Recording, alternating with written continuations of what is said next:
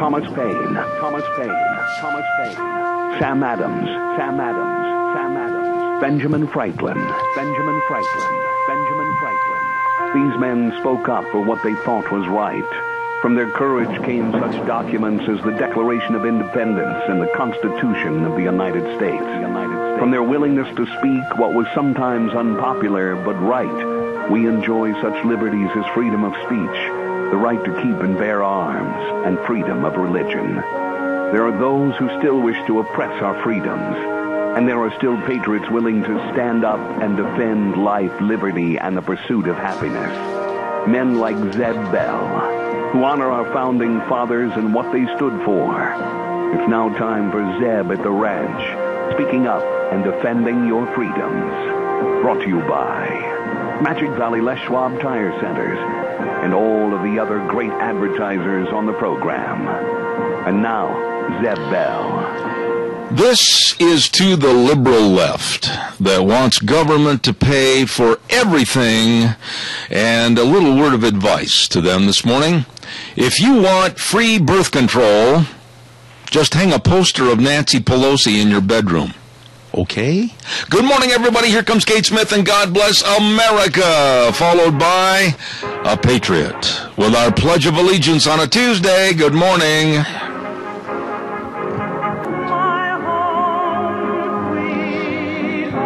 Thank you very much. That wonderful lady, Kate Smith, and God bless America. Good morning, everybody. I'm Zeb Bell at Zeb at the Ranch, and our major sponsor, your Magic Valley Les Schwab Tire Centers, all 7 locations.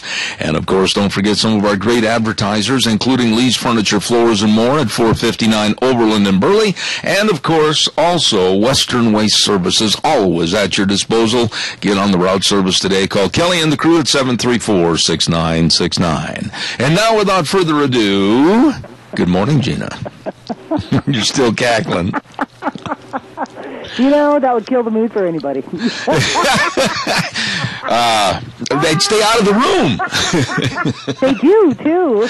Oh. I don't want to look at that picture anymore. Botox Nancy she's scary. You know, come on, she looks like a clown. She is a clown. She looks like I'm sorry, I can't keep a straight face on that one. I could not resist that, and I know there's some people that are going in shock and awe, going, You should have heard me in the studio. Thank God my mic was off. I was cackling so loud it was funny.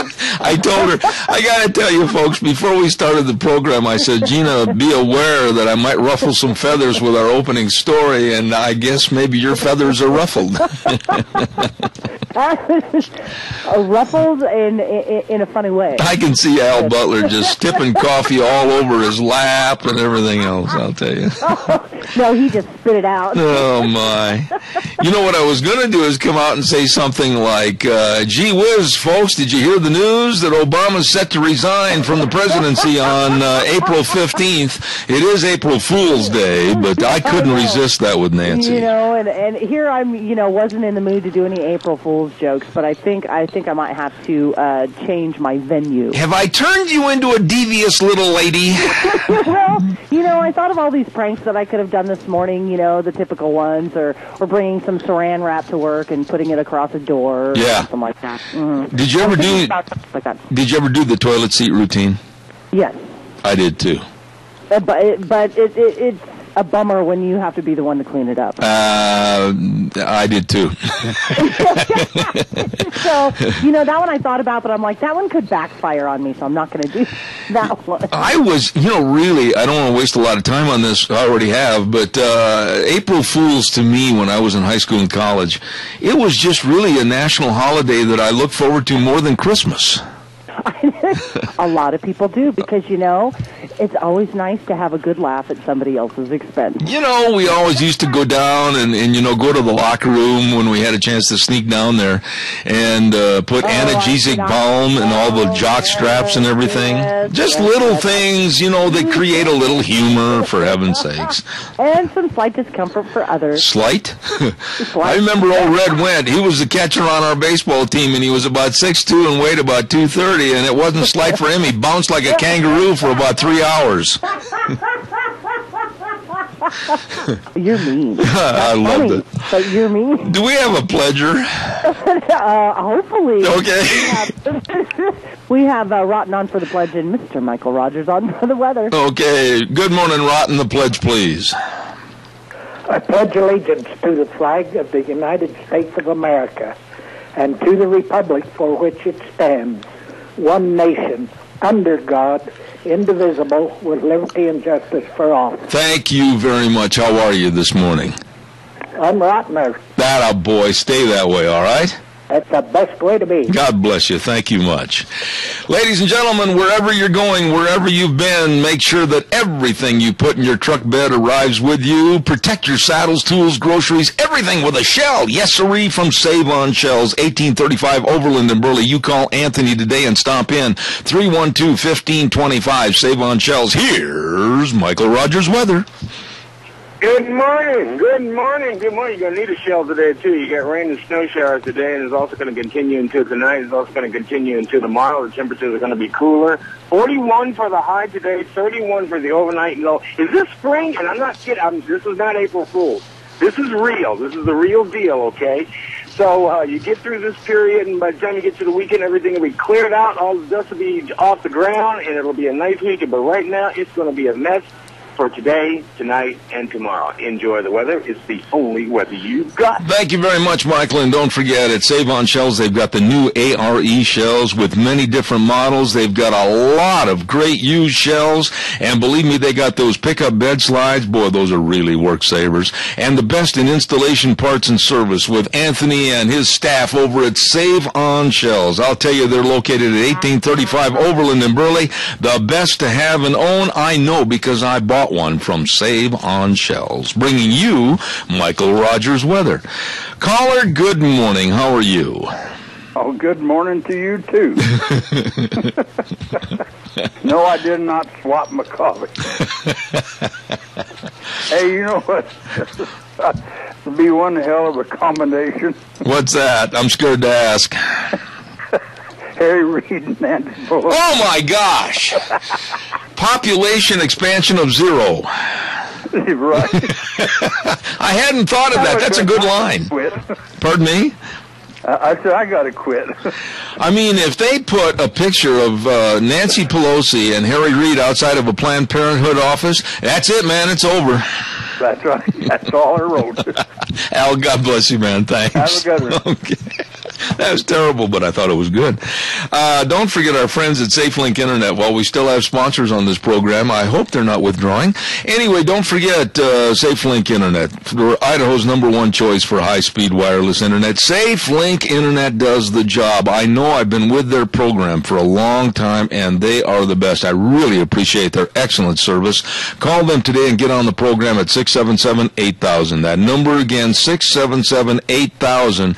And don't forget their customer referral program that will help credit money to your account. Oh, yeah, refer people to SafeLink, and you'll save money. Make money. You bet. SafeLink Internet. You call them today. Also, our dear friends over at Daryl's Cleaners. Man alive, I mean, what can I say about Daryl's Cleaners? They're the best cleaners in the universe. And I've been all over the country, all over the world, and had clothes cleaned and nothing. Nobody compares to what they do. Daryl's Cleaners, 1223 Albion Avenue in Burley. Stop in and see them today. Kevin and Cindy, the best. You tell them Zeb sent you, okay? Daryl's Cleaners. Calls are welcome and appreciated. 436-2244, 1-866-927-4587. And tip of the coffee cup. Now, I'm going to get ahead of Gina today because she has to remind me most every day about that tip of the coffee. Remember. It's the first time for this 66-year-old decrepit mind. Huh? Is this an April Fool's joke? No, this is for real. I did honestly remember today. And tip of the coffee cup today, wishing them a good day on April Fool. Excuse me. April 1st. The Randy Golay family and Danny and Anthony Asen. We want to say a tip of the coffee cup to these great folks and hope they have a great day. Gina, in just a moment, I am going to talk about a subject that we must tread lightly on because I have a feeling it could get out of control and both of us, either of us, could end up erupting in laughter, so please bear with me. Okay, I'll put my serious face on. I don't think it's going to stay there for long. Anyway, Denny's Restaurant, we want to tell everybody what a wonderful place to go. And I know that Gina backs me up on this, that we have been absolutely ecstatic over the service, over the food, and everything at Denny's Restaurant for Zeb's Lunch Bunch. And I'll guarantee you, I'm just absolutely tickled to death that we've moved over there, and they've been so kind, Thomas and the rest of the crew, at 611 Overland in Burley. And you can go in and celebrate your birthday. Show them it's your birthday. Show your driver's license. You get a free Grand Slam. Holy cow! You better check it out at Denny's Restaurant. It's absolutely the best. And it's the home of Zeb's Lunch Bunch, Denny's Restaurant on Overland in Burley. Really good, folks. Along with Denny's Restaurant, while I have just a moment here, I also want to remind you about Valley-Wide Home and Ranch. They had the chicks. Wrong chick. They got all the baby chicks running all over the place, and they've also got the Cornish chicks, and they got all the chick material, feed, water, dishes, houses, fencing, everything you need. And another thing I want to stress right now is we're getting closer and closer every day to fair time. I know you're saying, oh, come on. Well, then look at the calendar, and the 4-H'ers are getting ready with all their projects and everything, and they got all your feed needs, they've got all your material needs, and you'll get a 10% discount on 4-H feed, haulers, and show sticks and everything at Valley-Wide Home and Ranch with Steve and the rest of the crew. Valley-Wide Home and Ranch, 910 South Oneida in Rupert. Really, really nice people. All right, give us a jingle on the landline, 436-2244, 1-866-927-4587. I'm not making this up, but it looks like the White House and the Obama administration, along with the United Nations, is going after cow flatulence. I can hear her. We broke it already. And this is not April Fool's. This is the straight truth. Okay, I'm gonna have to Google this. I know. It's written by Michael Bastich of the Daily Caller. But listen to this, and this pump's serious. As part of its plan to reduce U.S. greenhouse gases, the Obama administration is targeting the dairy industry to reduce methane emissions in their operations.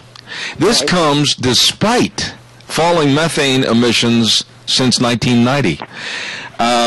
They have said that cows emit a massive amount of methane through belching and cow flatulence, and statistics vary regarding how much methane the average cow expels. Oh, there's another one. Some experts say 100 liters to 200 liters a day, while others say it's up to 500 liters. And in any case, they say that's a lot of methane, and the United Nations and the Obama administration wants to do something to reduce cow flatulence. I'm not kidding you. What a day, huh? And what are they going to do, cork them? Yeah, but man, how long would that cork stay in place? Either that or we'll have... I can just read it. I can hear the headline in the Times News right now. Workers at so-and-so's dairy were killed with flying corks today. I can't keep a straight face on that one, and we do have a caller, so hopefully... Oh, I'll bet we do. It's a cancellation from all of our advertisers. Well, it says wireless, so... Oh, my. Caller, stand by. I've got to pay some bills quick before I lose them.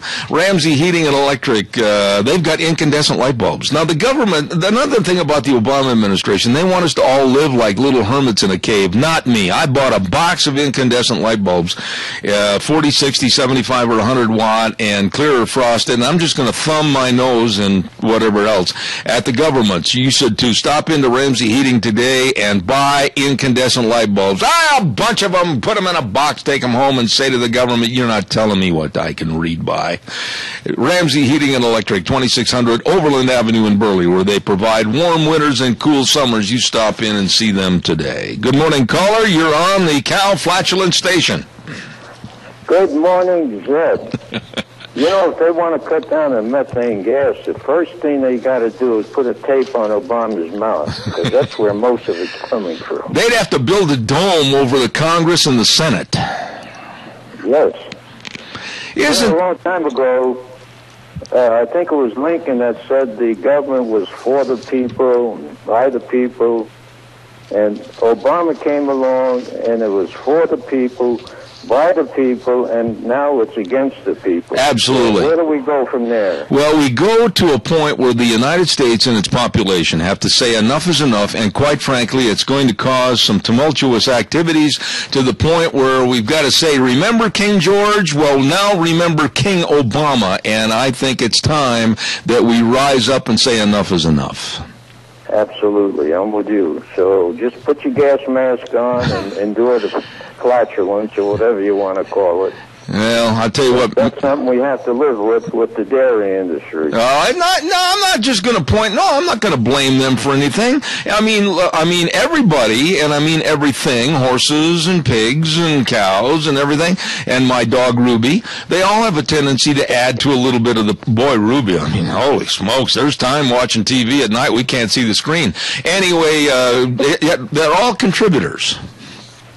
No, I'm not blaming the dairy industry. That's part of our industry. Absolutely, we need them. But and we just have to live with it. We got to learn. We've got to learn to harness that energy.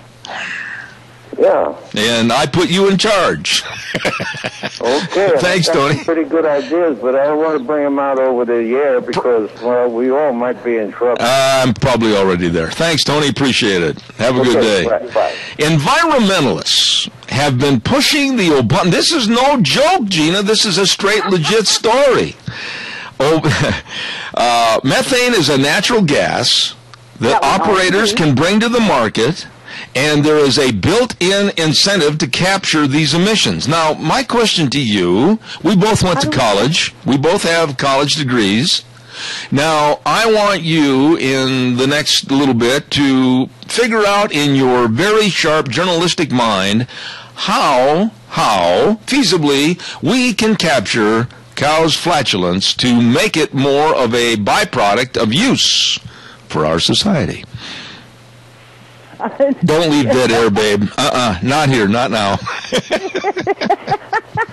I'm depending on you to bail me out of the boat here. We could balloon the stuff. A balloon. Now, let's specifically look at the word and the phrase balloon. Balloon. How do you anticipate? Would you take regular balloons and attach them somehow so that when we see a rising air pressure in the balloon, somebody runs over with a rubber band and says, "Thank you, Spotted Cow." Thank you, good old Bessie. Yes. Because I am going to use this methane gas. Or, you could just back them up into the barn back ways, have the barn all sealed off, and then once you reach the proper methane level, then you can ship it to the pipeline. You're way too advanced on this. As a matter of fact, I'm starting to worry that maybe you've already done a study on this. Not really, but I think this is too funny. The one thing I'm concerned about, though, is the workers that would have to perform that task. Now, I would assume that anybody that qualifies as a methane catcher, you would have to offer them more breaks and more coffee breaks than other people because of the fresh air standards that they would have to live by. Don't leave me, Gina, please. I am not making this stuff up. The Obama... Well, I brought up the story. Yeah. This is what I Googled. Obama goes after cow farts. That's exactly what it is. And so I Googled it, and your story came up from the Daily Caller, and I think that this is hogwash. No, it's in a non-punny kind of way. Yeah. Well, now listen. Did you read what the Sierra Club said? Have you got that far in the story? Let me read this to you. This will really wake you up. Deborah Nardone, campaign director of the Sierra Club's Keeping Dirty Fuels in the Ground campaign, said, however, even with the most rigorous methane controls and monitoring in place, we still fall short of what is needed to fight climate disruption if we do not reduce our reliance on these dirty fossil fuels. And they go on to talk about cow flatulence. Well, I think there's a more of a human population than there is of a cow population. So wouldn't we be contributing more to the methane in the atmosphere? Especially your dog Ruby? You don't want to be around her. Oh, my gosh. You've got 2 phone calls, by the way. One of the things we always do is when we have company is lock her in our bedroom, and that's not smart either because then we have to keep the windows down at 30 below. You walk in and there's the green fog. No kidding. London doesn't have any fog like we've got. We got Ruby. Anyway, I'll take one of those callers while they're still on this air. I can see Kim Lee pulling the plug. Good morning. You're on the air. You're talking a bunch of BS. Well, yes, we are. Thank you very much. You want me to say the right word? No, you can just leave it at that. But honestly, this is a legitimate story that the White House is doing ways to regulate cow flatulence. Okay, I was going to say, well, I won't say it. Oh, please, Fred, Okay. You're scaring me, man. Thanks. God bless you. Have a good day. Caller number 2, you're on the air. Go ahead. Yes, Zeb. I've been around cows and horses all my life, and I have heard a lot more horse poops or flatulence than I ever have cows. Oh, yeah. Besides, I've got the perfect solution. Uh-oh, this ought to be dandy. Obama. Let's give him a plastic shopping bag to go out and catch it and contain it for us. Now, Doc, hang on just a second. I trust you. You're a reputable veterinarian. But honestly, isn't this like trying to chase a flatulence in the wind? Isn't this ridiculous waste of time and money and effort? Really?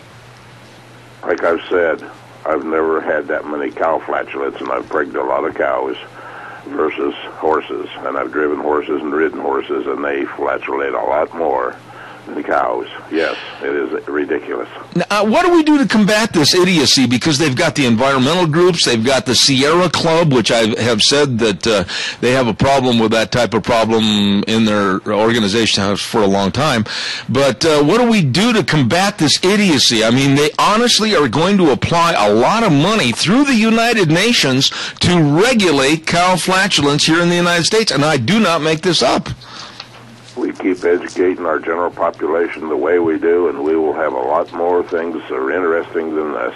Should we possibly consider, Doc, through the College of Southern Idaho, and maybe you as a veterinarian could head this up, should we try to get a course called Flatulence 101?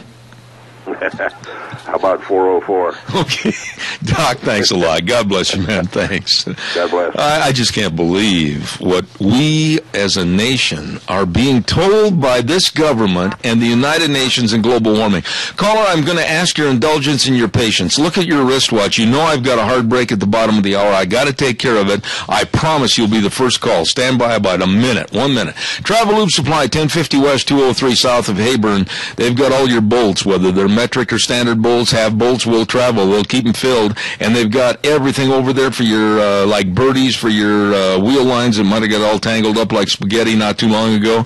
They have all your oils, all your tools, everything. Travel Loop Supply with my buddy Jim McCall, 1050 West, 203 south of Hayburn, 438-8730. Time for the Capital Press Ag Minute. Caller, I'll be right there. It's brought to you by Lennox Home Comfort Systems and through Ramsey Heating and Electric at 2600 Overland Avenue in Burley. Here's the Ag Minute. Today's Ag Minute brought to you by the Capital Press, the West Ag Weekly.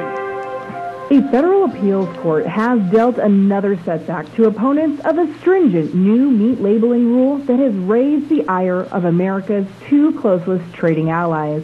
The U.S. Court of Appeals in Washington, D.C. agreed with the lower court's opinion that the American Meat Institute and other industry groups aren't likely to prevail in their suit against mandatory country of origin labeling.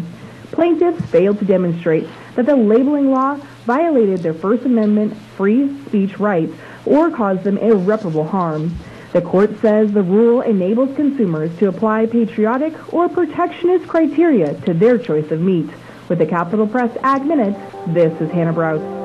For more agriculture news and information, turn to the West Ag Weekly, the Capital Press, and capitalpress.com. Brought to you by Lennox Home Comfort Systems through our friends at Ramsey Heating and Electric at 2600 Overland Avenue in Burley. Good morning, caller. You are on the air. Go ahead, please. Yes, good morning, Zeb. You know, if we're using the United Nations money, I think we ought to go a lot further on this study. We ought to study the mosquitoes and flies and ticks and cockroaches and all the insects and see how much flatulence they put in the air. I tell you, feeling they would do far more than cows because they way outnumber them. Well, like Doc said, it's not just dairy cattle that they're pointing the finger at. They're pointing their finger at horses and everything. Basically, it's another method, I think, to eliminate the livestock industry in the United States. And it's for real. I'm not making this up on April 1st. It's absolutely a real problem, according to the Obama administration, which I think is comprised of a bunch of people that have that gas problem. Well, you got to take into consideration we're dealing with the whopper king of the world, and anything he says, you just don't take any sense out of it. I agree. Jerry, I don't think he's ever told the truth. Well, I'm questioning a lot of things about this man, and I'm also questioning the people that voted for him. Hey, God bless you. I got a string of calls, Jerry. God bless you, man. Thanks. I'll bet you do. Okay. You have a wonderful day. All right. May the Lord bless. Thank you. Call, I'll be right there. I want to remind everybody the Mini-Cash Annual Community Auction managed by Bill Estes and Associates Auctioneer is going to be ripping good this coming Saturday, April 5th, starting at 9 a.m. at the Carnival Grounds at the Cassia County Fairgrounds. Don't miss this. Lunch will be available, and they're going to have all kinds of goodies there. Collectible farm items, RVs, boats, trailers, farm equipment, household items, everything. You don't want to miss this sale. Bill's put a lot of time and effort into this thing. It's going to be a ripping good sale this coming Saturday, April 5th, 9 a.m., Mini-Cassia Annual Community Auction right there at the Carnival Grounds, Cassia County Fairgrounds, managed by Bill Estes and Associates. There's one of the best ever in the auctioneering business. Call them for more information, 654-2546. Caller, good morning. You're on the air. Good morning. My dad always said, a farting horse will never tire. A farting man is a man to hire. Helen, why is it when I touch on stories like this, I'm always very deeply concerned as to your call? Because you know me, don't you? Very well, my dear. Have a good day. You too. Bye-bye. You know, these are the kind of studies, and I'm sure Gina would agree with me. We're looking at the possibility of Russia in enlarging their takeover of landmass and possibly becoming another major threat to world peace. We're looking at North and South Korea. We're looking at all the problems in Syria and the Middle East. And the White House with this group of absolute dimwits is going to look how to regulate cow flatulence because the United Nations is making a concentrated push. I am not making this up, folks. Yesterday on the front page of the USA Today, the number one story was about climate change and the things that need to be done because we're on the verge of Armageddon. The climate, they say, is burning up. Now, we have just gone through a very cold winter. As a matter of fact, just 2 days ago, it was still snowing and blowing and chilly on the East Coast. They don't think winter's ever going to end. But for these people that want to put us back into a third world status and using every apparatus they can to lower the standards of America, and this White House, this administration, looking into cow flatulence as a part of a climate agenda, I ask you, aren't these a bunch of bubbleheads that are running this country? Now, Gina, are you still there, or are you still covering your mouth with a chuckle? I have arranged for a sit-in. And here's what I think we should do. Oh, okay.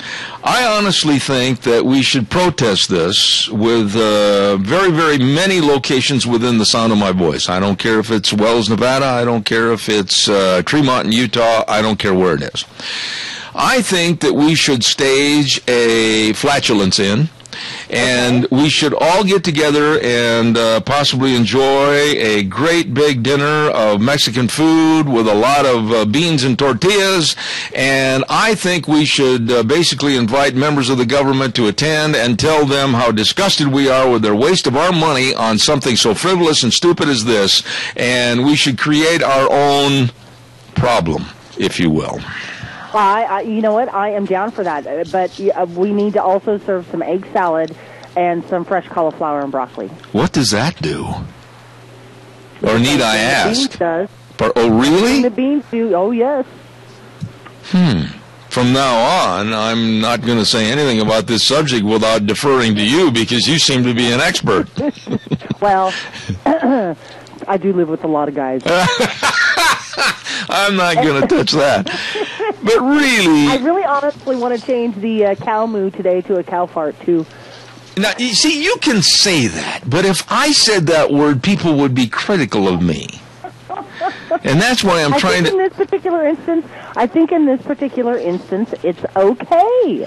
Well, I just think that there's so much... I know that you want to be, like, above board and say flatulence. Yes. But let's just call it what it is.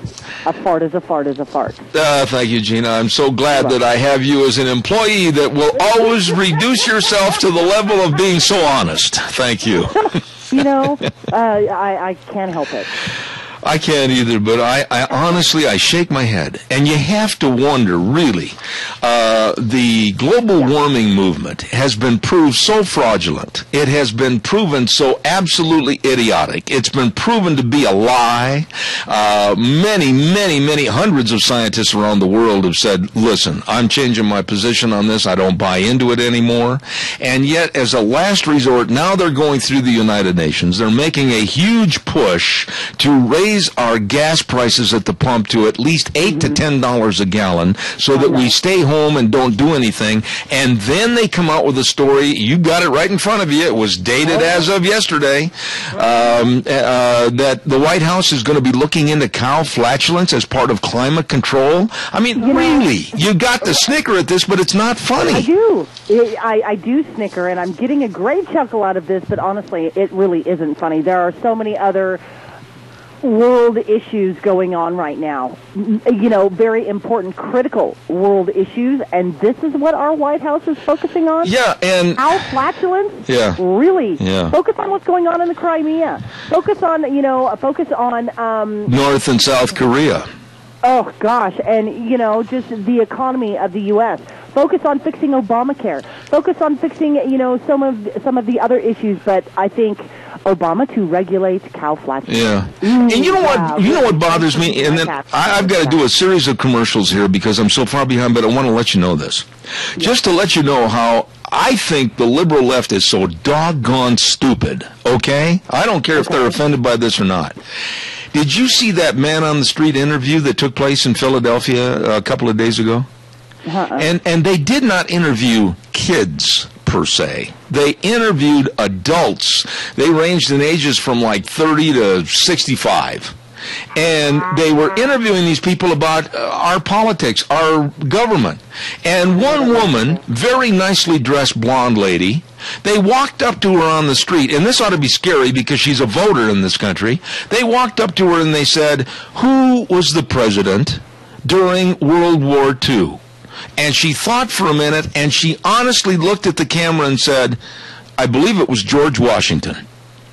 Oh, my God. And this is the complete incompetency and stupidity that is reigning supreme in this country. And that woman is a voter? She shouldn't be allowed out of the house. I know. I got a call, but I'll take it in a minute. Caller, have patience with me. I've been rambling way too much this morning. Don't forget Penetron Soil Conditioner by Maisie with a 20-year proven record of increasing yield and quality of all Idaho crops with 30 interactive components. Yep. And by the way, the use of Penetron by Maisie saves water, irrigation water. The water savings alone will pay for the cost of the product. Got your attention, didn't it? Penetron-treated crops have better roots that result in better water and nutrient uptake and better crop yields. Increase your crop's performance with a proven soil conditioner. You asked for it. You get it. Penetron by Maisie. Contact your fertilizer dealer today. Your crop advisor will tell you all about Penetron by Maisie. You check it out today. Caller, good morning. You're on the air.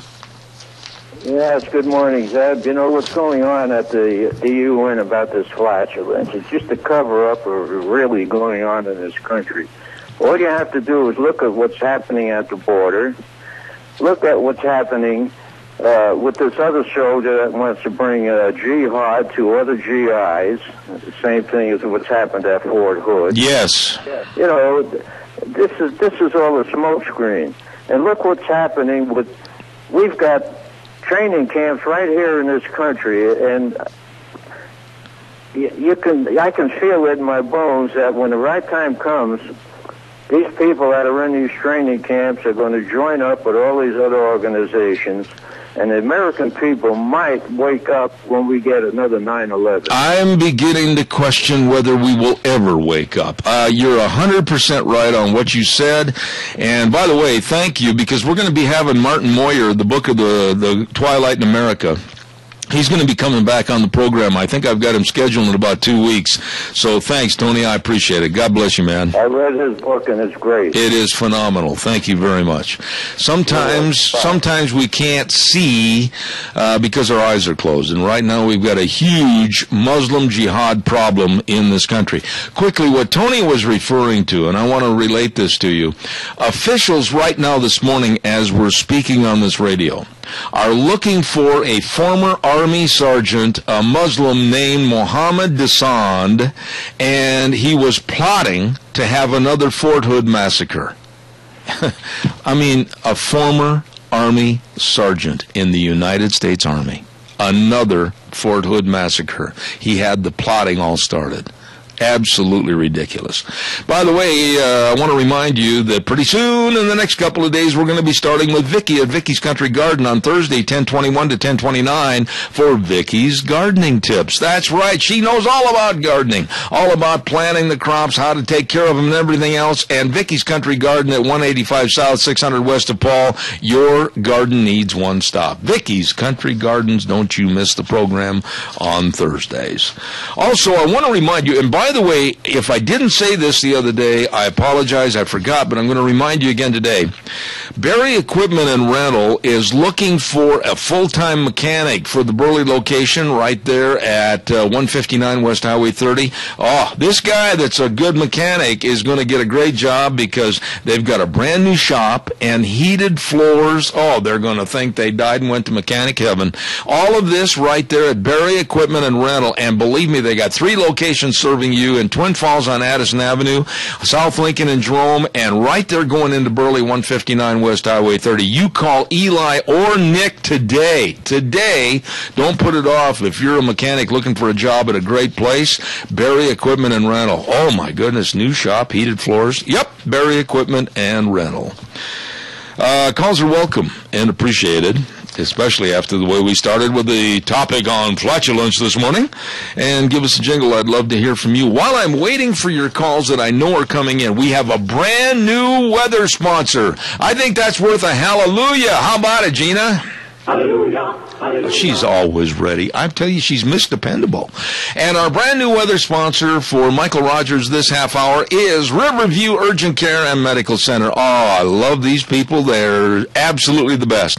Minor emergencies, major care. The doctor will see you now, not in 4 or 5 days. Walk-ins welcome, and they're open Monday through Saturday, 9 to 9, Sundays 1 to 7. And I'll guarantee you they have 3 main goals: getting you feeling better soon while saving you time and money. As I said, they specialize minor emergencies, major care. Riverview Urgent Care and Medical Center. Here's Michael. Hello, everyone. Michael Rogers from MichaelRogersWeather.com. March comes in like a lion and goes out like a lamb, and April showers bring, you know what I'm talking about. Well, let's put it this way. We're starting off April with April showers. In fact, you're going to get rain and snow showers. It'll turn more of the rain later on today.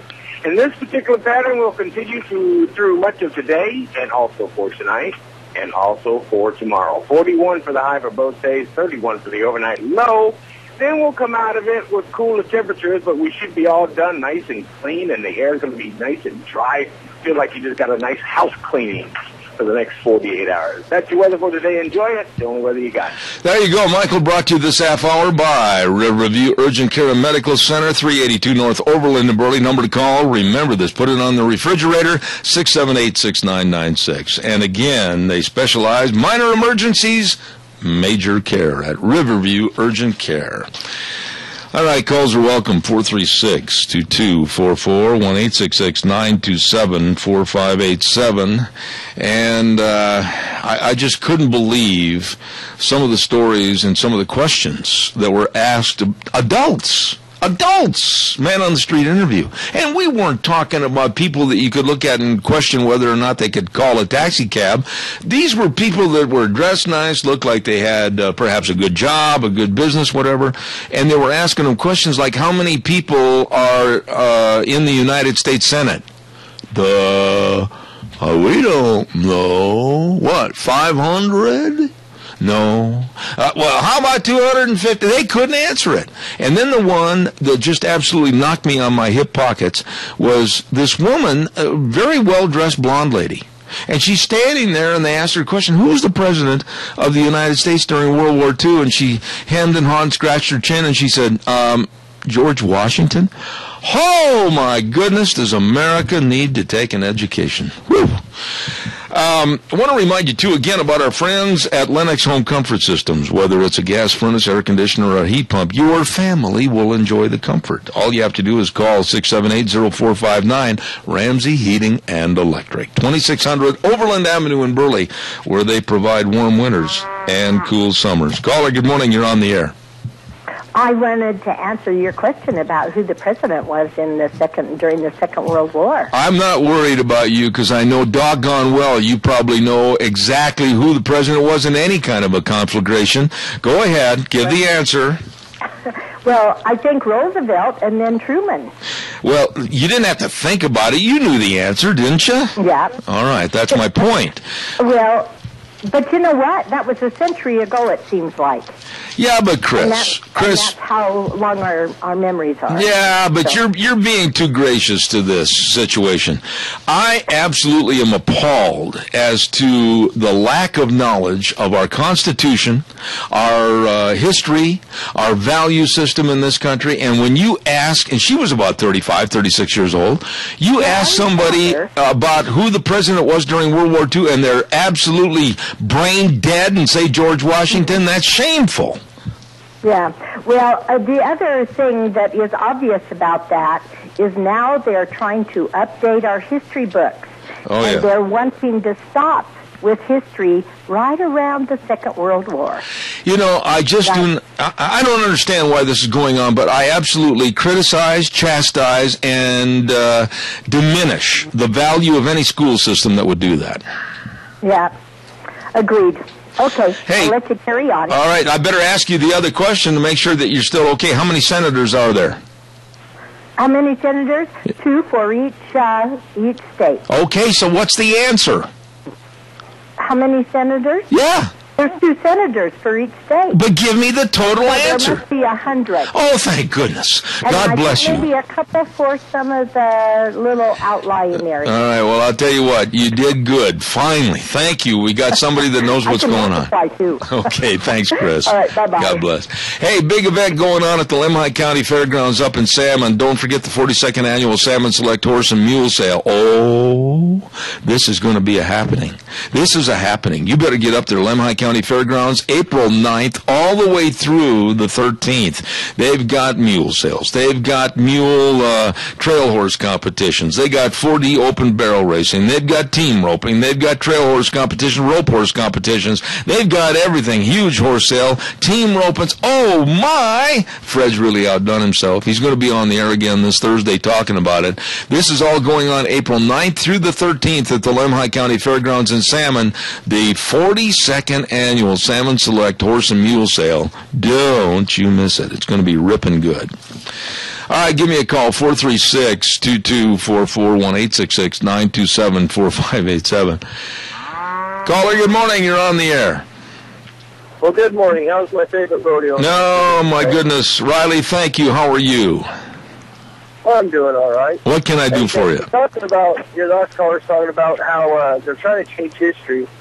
When I was growing up, I didn't realize it. I found out from older people that when Mexico or California and Texas came up from Mexico, the Mexicans that lived there at that point in time despised the Mexican government, and they wanted to break off from the Mexican government and become part of the fledgling United States, and start out on their own and have more freedoms instead of have to worry about what Mexico City had to tell them in the time to get back to them. Mm-hmm. And they fought for their independence with the Americans to break free.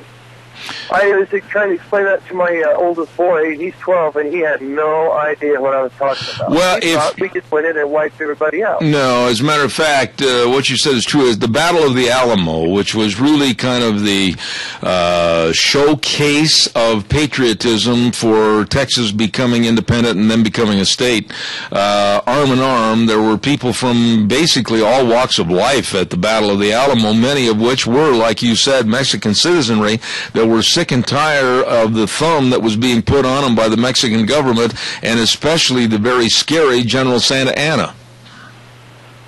The taxation and the persecution that they were enduring, they stood up to it and fought for their independence. Absolutely. So the history, they're trying to change the history that white man came and pushed people off their land and killed off the Indians, and it wasn't like that. It wasn't black and white and cut and dry, as a matter of fact. In every society, in every society, Riley, all the way through history, I don't care if you're over in Europe, I don't care if you look at any part of the continents where there was progression in history for people to progress and people and civilizations to grow, there was always the taking over of various countries. It's nothing new. Riley, I got to run. I got a whole bunch of calls. God bless you, man. Thanks. Yep, you too, buddy. Thank you. Caller, good morning. You're on the air.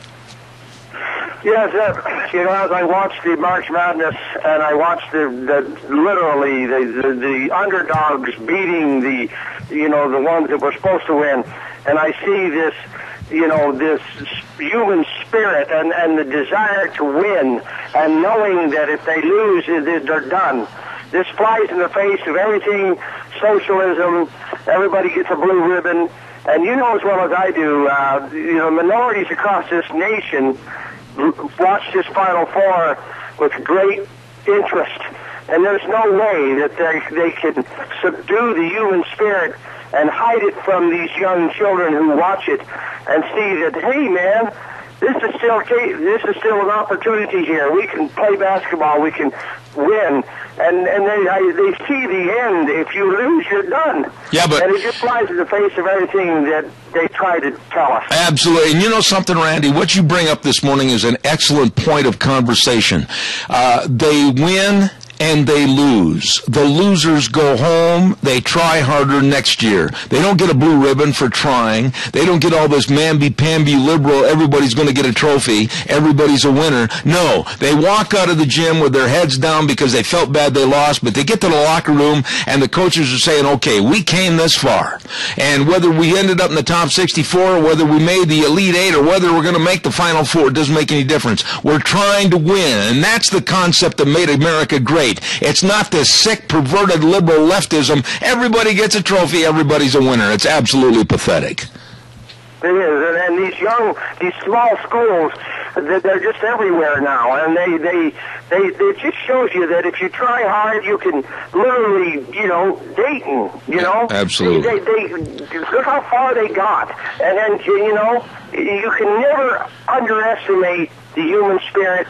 And that's, what the great thing of America, and it's on display for the entire month of March. Absolutely. Randy, God bless you, man. Thanks a lot. Appreciate it. You bet, sir. Bye. I look at today with a note of sadness. You all know that I have been a Chicago Cubs baseball fan all my adult life. I have saddled up a loser. And yesterday was the beginning of a fresh, brand new Major League Baseball season. And my Cubbies played the Pittsburgh Pirates in Pittsburgh. My Cubbies went not only 9 innings, but they went an additional inning, 10th inning. And they ended up being the proverbial losers that they have been for many, many years. I can sit here now and rest comfortably, because this season will be just like all the other seasons with the Chicago Cubs. They are going to be another annual loser. I had to say that. Anyway, calls are welcome, 436-2244, 1-866-927-4587. I don't know why they pay these multi-million-dollar contracts to somebody that can't pitch, can't hit, can't catch. Unbelievable. I honestly think they should do this. They should go to a sandlot in Chicago and do surveys as to who can play very well on the sandlot. Give them a one-day contract. Pay them $2,500 to come play for the Cubs. They'll do better than what they got in the starting lineup. There's a big spring tire sale going on at your Magic Valley Les Schwab Tire Centers. All 7 locations, all the tires are on sale. Holy buckets. The best in tread designs for your kind of driving, like the Ultra Z900. Check it out. It's over 20% more tread life, outstanding wet and dry traction, quieter riding tire. Oh my. Along with the best in brakes, the best in brake service, the best in shocks and struts and front end alignments. Everything is with Lane and Rupert, Dave on Blue Lakes and Twin, Mike and Buell, Mike and Jerome, the Twist family in Paul, John on Poline in Twin Falls, and Randy on Overland and Burley. Your Magic Valley, Les Schwab Tire Centers. Caller, I got exactly 1 minute. Fast. Go ahead. Zeb, don't give up on the Cubs. It isn't over till it's over. You've been faithful this long. Hang in there. Gary Shoresman, I will look you in the eye and say that you are nothing more than a dreamer. The Cubs are a pathetic loser again this year. They will be lucky to win about maybe 25% of their games. I have to be a realist, and I still love the Cubs. Oh, good for you. Okay, one other thing. The 1819 Otis Odom Treaty is when the United States bought Mexico, or southwestern United States, from Spain. We didn't take anything from Mexico. That's right. We bought it from them. That's right, and we've paid dearly, and look at how we're being treated today. God bless you, Gary. I got to run. Hey, come on the program again. Okay. All right, buddy. Thank you very much. There is one of the sharpest cookies anywhere, Gary Shoresman. I've got a lot of respect for him. My goodness, how time flies when you're having fun. We went from cow flatulence all the way to the Cubs. Maybe they're connected somehow.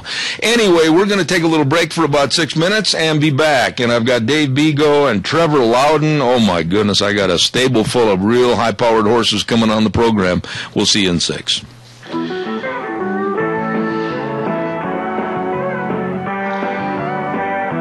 Oh, my goodness. Zeb at the Ranch, hour number 2. Welcome back. And I'm Zeb Bell, your host. And thank you to our major sponsor, your Magic Valley Les Schwab Tire Centers, all 7 locations serving you, along with some of our great advertisers, including Lee's Furniture, Floors, and More at 459 Overland in Burley, and our dear friends at Western Waste Services.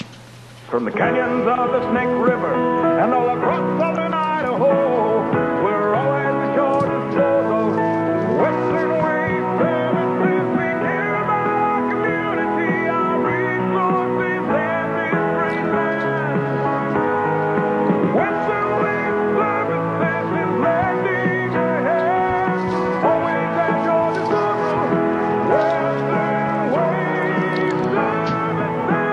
You know, it's springtime, and I'm going to have Kelly come back on the program again. I'll tell Deanne about that. And we want to have Kelly come back, tell us all about the different services they offer during the summertime, especially the rental of the porta potties for special events.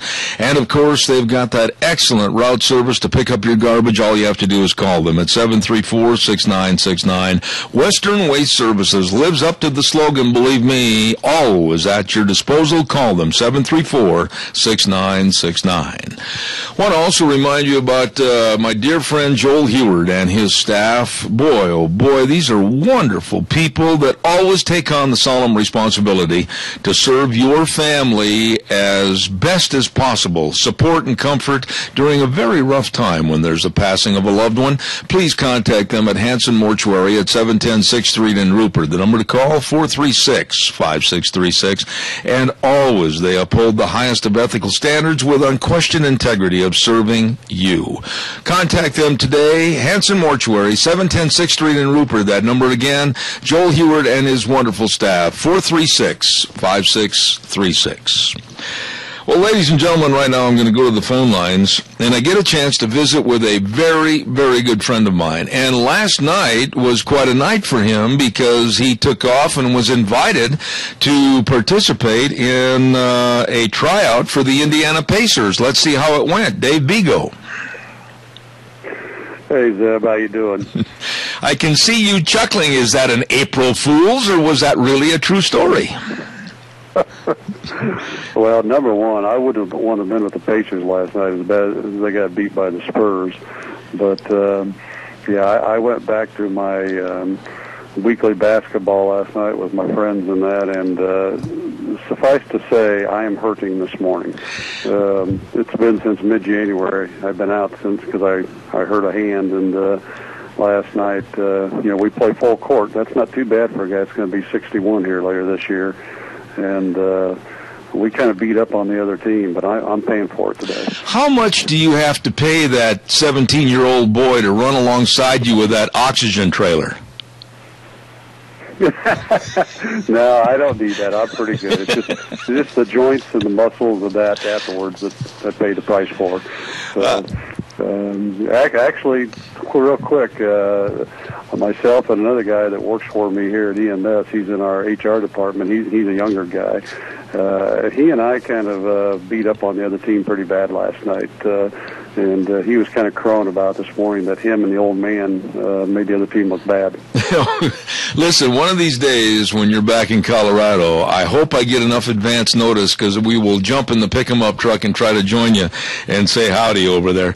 Dave, I always look forward to having you on the air because I know there's nobody that knows more about unions and what's going on in this country than you do. And I want to start things off a little bit this morning with the unionization of college football players. I really am concerned about what Kane Colder of Northwestern did to start an implementation of an idea and possibly a force that might create unionism in college athletes. I'm totally against this. I want to tell you that from the get-go. I absolutely think this should be nipped in the bud, but it doesn't look like it's going to go away. What are your thoughts? Well, I think it's sad. I'm sure there are some things, people talk about that there are some things that need to be, addressed in college athletics as far as scholarships and that. But it definitely doesn't have to be addressed by unionizing college athletes who are there getting an education in return for their service and, are treated well on across the board. But this just really goes to show you how desperate the big labor bosses really are, and that's what I talk about in my blog that came out yesterday, is that, the desperate dinosaurs are showing their true colors again. They really don't care about these kids. I mean, what kind of integrity do you have that you have to go after young adults and young kids so that you can survive? You don't have enough wherewithal and polish and business sense to go out and be successful without doing something like this. I mean, it's a shame, Zeb. It really is. Dave, you've played college basketball, and I'm just going to state that I think if this is allowed to continue, that basketball naturally will be next, and I think it's going to have an effect on all NCAA sports, all sports. But really, once you unionize and you let these players that are students that are on scholarships have the right to unionize, and I mean, my goodness, they could strike, they could cut their classes. The end of problems is limitless. Do you agree or disagree? Well, absolutely, and I mean, you can get into some of the small things that could happen. A player's not happy because he's not getting the ball as much, or the coach is working him too hard, or we don't have enough players on the team, so that we get adequate breaks. You get into all these things that the labor bosses come up with, but there's some other serious concerns here too. That a lot of people don't realize is that the unions can go in and they can organize private colleges, but by our National Labor Relations Act law, they really have no control over state-funded universities. So, like here in Indiana, Purdue would not be subject to that, but Ball State, but private colleges like Notre Dame would be. Northwestern would be. And so now, across conferences, you could have teams that are unionized and others that aren't. There's so many things that go into this. It's just incomprehensible. And again, I go back to the fact that how low are you? How low is your integrity that you have to go after young adults and young kids who are inexperienced and naive when it comes to all this. Dave, playing the devil's advocate on this situation just a little bit, and you and I both know that whether it's Florida State University, the Seminoles, with all the added money that comes in there, etc., the booster clubs, etc., whether it's the University of Wisconsin, it doesn't make any difference what university it is. They make big money. They make big money if they have a big name team and a good team, and like what's happening right now, Kentucky, UConn, Florida, Wisconsin going to the Final Four. Some of these athletes, like this Kane Colder, the Northwestern quarterback, are saying, hey, the college is making all kinds of money off of me because I'm such a star player and everything. I should share in the wealth. That's where this idea came from. How do you address that problem? Well, it's the same thing, Zeb, when the SEIU attacked us. So, they come after us and say, all the managers and EMS are making money and a profit and all this stuff, and you guys aren't getting treated fair enough. I mean, this is a typical rhetoric that they throw out there. I mean, this is they depend on the fact that people are naive and listen to their misinformation and their lies. And what really has to happen, and by the way, I think this is going to take years to go through the system with the National Labor Relations Board and eventually the courts and the Supreme Court, because Northwestern will appeal it. But getting back to that is what you really have to do, and what Northwestern should do, is this is the time to get together and go out and sit down with all the athletes, not just the football players, but the basketball players, the women's teams, and sit down with them and say, look, here's the reality of this, and this is what the truth is, and this is where they're not being honest with you. And that's one of the ways we beat the SEIU, because, something, these people may be naive, but they're not stupid people. And when you sit down and you present them with the facts and you talk to them, they wake up pretty quick. Dave, that being said, as again, you, former athlete, and I played a lot of ball in high school and college till I lost my legs, there is and are problems with the NCAA as far as, if a booster gives a player a handkerchief, there could be a problem. I mean, you have to look at the NCAA and some of their archaic rules and regulations. They've caused some of this problem. Well, that's true, and that's what I alluded to at the beginning. I think they need to sit down and look at their policies and how they handle things. And, unfortunately, they're like some companies at times that get kind of full of themselves, and, they like to dictate instead of take a step back and say, maybe we need to listen a little bit more and readdress our policies. And, Zeb, I've talked about this too. There's companies out there that I know that, unfortunately, they deserve to be unionized because, they're not willing to take a step back and look at how they handle their company and their employees and things like that. And so I hope the NCAA will take that step back at this time. Dave, I've done a little research ever since I started reading all your blogs and your books and having you on this program, and everything you said has been straight up, right off the cuff honest. And I did a little research, and I was looking at Newsmax magazine, the latest issue, and it showed from 1956 till last year, 2013, that there is absolutely a falling down the basement stairs of union members in the union or the United States workforce. It's gone down dramatically from 27% back in 56 down to 11% last year. The unions appear to be in deep trouble. Well, they are, Zeb, and that's the problem. And I'm not anti-union. I've told you that. I still think there's people out there that need union representation because they have employers that don't listen and take advantage of them. Having said that, though, the unions on their part, these guys, it's just like Andy Stern, who was head of the SEIU when I fought him. The only way he rose to power with the SEIU is he failed in the normal private marketplace. He tried to he was going to be an attorney, then he tried to work at other jobs, and he failed. The only time he began successful is when he became a union steward and then rose up through the ranks to become a union boss through intimidation and threats and misinformation. And it's sad that that's where the big labor bosses are today. And if you look at it, it's pretty much across the board. And that's why they're in the tank, because they have nothing to sell that employees are willing to look at. I wanted you to kind of go over again the union rejection at the Chattanooga, Tennessee plant, I believe it was, for Volkswagen, and just tell us a little bit about that. Now, the unions are crying foul. Obama and everybody else is crying foul, saying that it wasn't a fair vote, et cetera, and they want to have a revote at that Volkswagen factory. What are your thoughts about the unions, and the minute they lose something, they cry foul and say that there was dirty politics involved? Well, that's their typical rhetoric again, you know. And as far as Volkswagen, the truth is that you know, they're crying foul because the Corker and some of the other conservatives down in Tennessee said that you know, if it went union, they stood to lose jobs and new Volkswagen production facilities and stuff like that. And you know, and these things were said basically towards the end of the election anyway, so it really didn't have that much effect on the election. But on top of that, you know, the unions are saying it did, but what they're not saying is Obama was saying about the same time that, you know, the Corker and then the other conservatives' comments weren't true.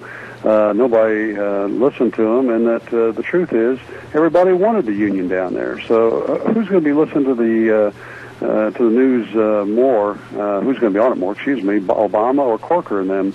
And you know, the people heard more from Obama than they did from Corker. So that was a lame excuse. The truth is they didn't win because the employees didn't want them, and the employees did a great job of getting themselves together and you know, educating themselves to what would really happen if the union came in. And they realize that they have it better off now from a wage perspective, a benefit perspective, and a working environment, and they rejected the union. You know, you just said something that kind of struck my consciousness here as far as Bob Corker is concerned, the senator. Doesn't he still have the right at any time, every time, to say his First Amendment free speech rights? Why would they blame something on him when he has an opportunity, like any American citizen, to speak out pro or con about the unions? Because they think it's unfair. I mean, you've heard this, Zed, with this administration. It's the same with the labor bosses. If there's something that people say that they don't like, well, it's unfair. It's not being fair. And, you know, that's one of their typical lines. And, again, you have to go to the people and sit down and talk to them and say, you know, let's look at the reality. Let's look at the truth behind all this. The truth is these people don't have anything to sell, and their only way of winning is through intimidation and misinformation and that. And when they don't win, they're poor sports. Absolutely. And speaking of poor sports, think about being unionized college athletes, how big of poor sports we would have if that happened. Absolutely. We have a caller with a question, Dave. Please, caller, go ahead, please. Yeah, Dave, the other day, Eric Holder was talking about how Toyota had deceived the people, and I thought, unbelievable that he can even say it, because the deception of Obama and Holder is unmeasurable, but immeasurable. But when, you know, Toyota isn't unionized, but they were fined $1.2 billion. I just was wondering if you had a comment about that. All right. Thank you, caller. I appreciate it. Dave, go ahead, please. Well, you know, it's a typical attack by this administration. And the bottom line, and it's real simple, is that the administration and the Democratic Party are beholden to the unions. That's how they're surviving right now. I mean, this is kind of an arm-in-arm thing with these two. You know, the unions donate the most money to the Democratic Party and to this administration. And we've got the midterm elections coming up here in 2014, and they know they're in trouble, and they're doing everything they can to give the unions a pass and help them quickly organize people so they can bring in dues so they have money to donate to the Democratic Party. And that's what this is all about. It's just like in my blog I talk about last week, it's all about the money. The president gave direction to OSHA that they can now go in and inspect non-union companies for OSHA violations and take union representatives with them. And all this is to help the unions get in and force unionize these people, again, so they get dues money. I mean, people need to wake up and look at what this administration's doing and how they're tied to the big labor bosses. Do you, like you've talked about on this program many times, believe that big business, i.e. like what happened at the Chattanooga plant, etc., do you think that there's going to be a bigger concentrated push, more so now than ever, to end the secret ballot and force people just to go on signatures alone? Oh, absolutely. You know, right now the National Labor Relations Board is trying to push through what's called an ambush election, which is what they tried to do in Chattanooga. People don't realize this, but the election was held within about 10 or 12 days. They signed what they called a neutrality agreement, different from the one the SEIU tried to get me to sign, where they wanted to eliminate the secret ballot election and go to card check. This was actually to make the election an ambush election. They signed it like on February 2nd, and the election started on the 10th or 12th. That's so that the company doesn't have a chance to sit down and talk to the employees about what's really going on and, educate them. And that's what they tried to do down in Chattanooga, and they lost. But the National Labor Relations Board is really trying hard to push this through right now. And thank God, I don't know if you saw this, but Congress just came out last week, and they've introduced a bill to stop the ambush election by the National Labor Relations Board. It'll be interesting to where this goes. But this is, we're going to see more and more of this as we near the midterm elections. Ladies and gentlemen, my dear friend Dave Bego, and Dave, by the way, will be featured on television commercials back in Indianapolis today, promoting the product called analgesic balm for all those sore muscles last night in basketball. Dave, I'll tell you what, I took a leave this morning, and it's not even kicking in. That tells you how bad it is. Well, I want to extend to you always. You're a very big asset to this program with your insight. Appreciate it. And like I said, we've got to get together sometime. And Dave and I both agree on the possible Final Two for the Final Four going into the championship, so there's no bet this time. I think Wisconsin and Florida go head-to-head, and I'm naturally pulling for Wisconsin. Well, me too, and I hope they do. It should be interesting in that. And thanks for having me on the show, Zeb, and look forward to get together this summer. God bless. Take care of the aches and pains. Good friend Dave Bego, thank you so much. Appreciate it. Ladies and gentlemen, before we go to our next guest in a few moments, I want to remind you about our dear friends, and that's Cameron and Siemens Insurance. You need life insurance, huh? Well, what about health insurance, retirement planning, employee benefits? You kind of just sat there at the kitchen table and you said, well, we'll talk about it next week, or we'll take care of it pretty quick. Well, pretty quick is now. Nobody knows what's going to happen day to day. Well, you better check it out. Call them at 436-4424. Make an appointment and talk to the professionals. Dean and Todd, there to serve you. Very accessible and devoted to serving others. Cameron and Siemens Insurance, Highway 24 in Rupert. Once again, and you heard me mention this last hour, the great big Salmon Select Horse and Mule Sale, 42nd Annual, is coming up, and it's going to be April 9th through the 13th. You know, this started out as maybe a 1 or a 2-day event. Now it's gone 5 days. It's not an event, it's a happening. I mean, it's got something for everybody up there during the run of the Horse and Mule Sale. I mean, they're going to have clinics, and they're going to have barrel racing, and they're going to have pole bending, and they're going to have team ropings, and they're going to have mule trail horse competitions and rope horse competitions, and holy cow, you don't want to miss it. It's a lot of fun, and that's going to be all up there at Salmon, Idaho at the Lemhi County Fairgrounds. 42nd Annual Salmon Select Horse and Mule Sale, April 9th through the 13th. Don't you miss it. Going to be up there. Going to be fun. Also, I want to remind you that coming up on, if I can find my notes here, I had it right here in front of me, which is a bad sign because you should see my desk. April 12th at the King Fine Arts Center in Burley. Don't forget the great big event evening with Lieutenant Colonel Oliver North. It's called A Night of Patriots and Today's Heroes. Tickets are available at www.sergeant chrisworkmanscholarship.com. And for more information or ticket information, call 436-4149. This is going to be an outstanding event. I cannot hardly wait to be there and listen to Lieutenant Colonel Oliver North about all the things that are going on in the world. And that's going to be April 12th, 7 p.m. in the King Fine Arts Center in Burley. Get your tickets now.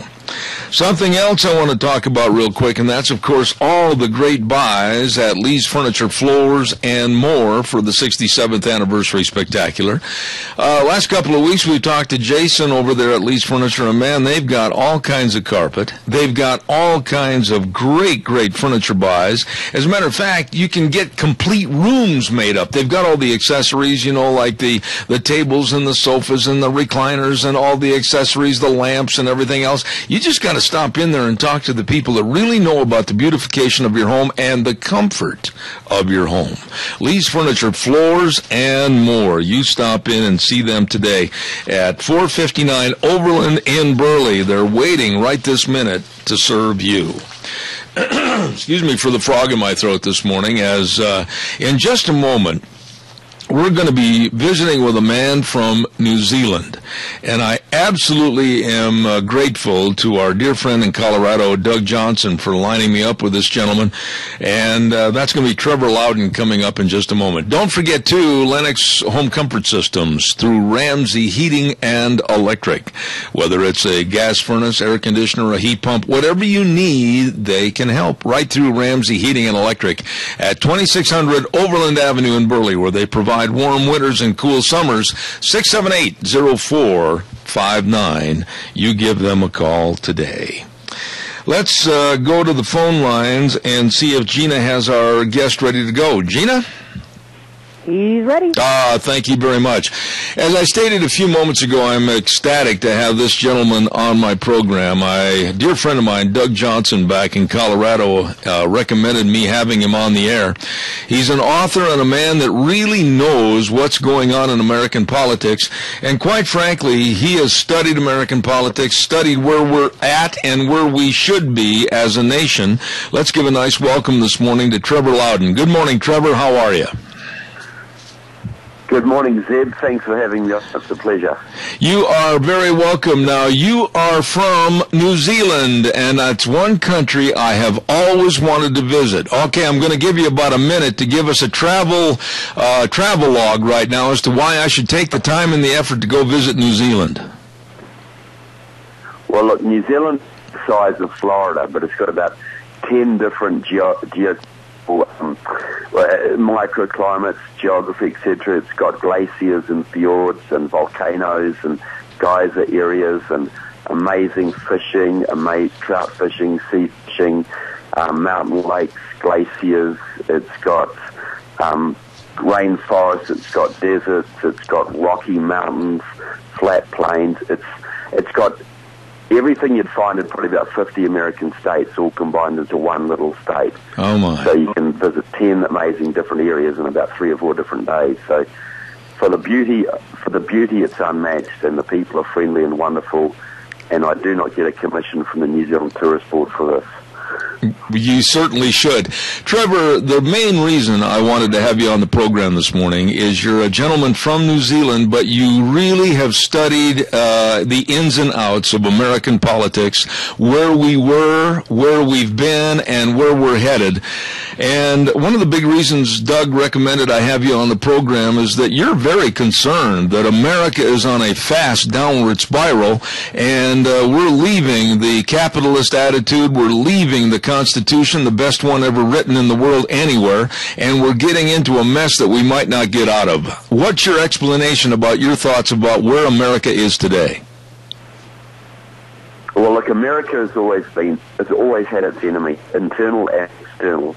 Ever since that Constitution was written, that was a huge break in human history. That was the first Constitution that put the people above the government. And that's historic. And the enemies of your country have been trying to overturn that ever since. In the last 50 years, that's expanded. Communism, international communism was busily subverting your country, and a whole lot of other forces have been at play. But what I say, what part of my thesis is that in 1995, the Marxists took over your unions, your AFL-CIO. That was Democratic Socialists of America, your largest Marxist group, a Gramsci communist organization, and that gave them effective domination of your Democratic Party, because there's hardly Democrat at any level in your country who does owe his job to the unions. So, Marxists achieved that. They put their man John Sweeney in as president, and now Richard Trump is doing it for them. They basically mounted a purge of the Democratic Party. They got rid of the Joe from the Dixie Cats, and now they have effectively promote the party. They control it, and they're setting the policy direction. So, pardon, all these things you're getting now: comprehensive immigration reform, Obamacare, cap and trade, card check, green jobs, etc. All of those are Marxist programs. All of them, West America by the Communist Party, say, and Democratic Socialists of America. America is the down spiral in the last few years. The Democrats took back the House in 2008. You got the Senate and their man in the White House, Obama, their sympathizer, the communist sympathizer. Basically, the spiral really went into overdrive, and they're intent on wrecking your country. They do not want a free America. And so if America goes down, all the West goes down. So that's why I'm pretty concerned about what's happening here. All right. Now, Trevor, we're having a little bit of trouble with the cell phone. It's cutting out a little bit.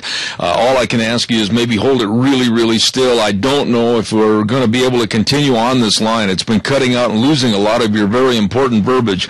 But let me ask you this. With this administration, the Obama administration, we have seen a plethora of rules and regulatory devices put in place. We're looking at possibly a gun control system in the United States, pushed by the United Nations to where they want to confiscate all the personally owned weapons. We're looking at global warming to where the United Nations wants us basically to live in caves and burn buffalo dung. They want to stop all fossil fuels. We're looking at rules and regulations that will cripple this country economically and for its future. Do you agree with me or disagree, or am I way too far-fetched?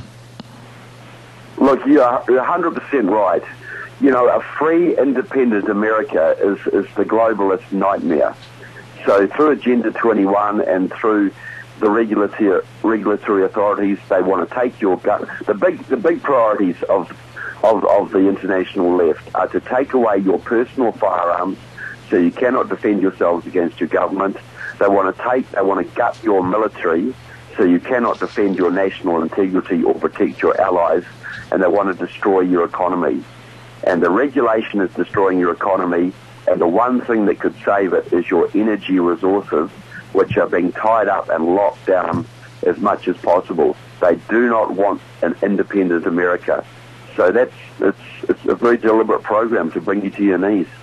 Trevor, I'm a Christian and proud of it, and I would add a fourth to that list that you just had. I see a complete denigration and destruction of Christianity in this country. Basically, this country was founded on Christian principles, and this administration, more so than any other administration, we're seeing it now in the Supreme Court, we're seeing it every day, has done a lot and is continuing to do a lot to destroy religion in this country. Would you agree? Well, to destroy certain religions, it's certainly trying to destroy the Christian religion, but meanwhile it's trying to foster Islam, because Islam is basically anti-American in character. So the administration is trying to foster anything that brings down America and to destroy Christianity, which is the bedrock of your society, as you quite rightly say. What has happened to the backbone of this country, in your opinion, Trevor? Because you know it, you study it, but our congressmen and our senators, they seem to be all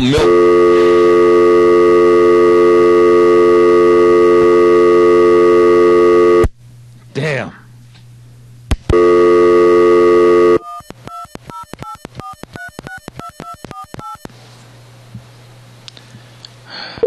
I know it. Got you back. All right, I'm back on the air. We had a power blip over here, and I apologize. Is Trevor still on the line? Yes, he is. All right, thank you very much, Trevor. I apologize. We had a power blip here, and it cut me off, so I apologize for that. Is he still there? And he just hung up, so let me call him back. All right. I am so fed up sometimes with, in today's technocracy, the phone lines still don't run right. I'm going to do a commercial real quick. Hopefully we can get him back on the air. Okay. Very interesting, gentlemen. Thank you very much. Don't forget Let's Ride. Highway 24 between Rupert and Burley. Open Tuesdays through Saturdays, 9 to 6. Closed, of course, on Mondays. They need a little rest. And this is where the fun is sold. They've got all the ATVs, all the different sizes, all the different colors, everything, all the accessories. And don't forget all the watercrafts are coming in every single day.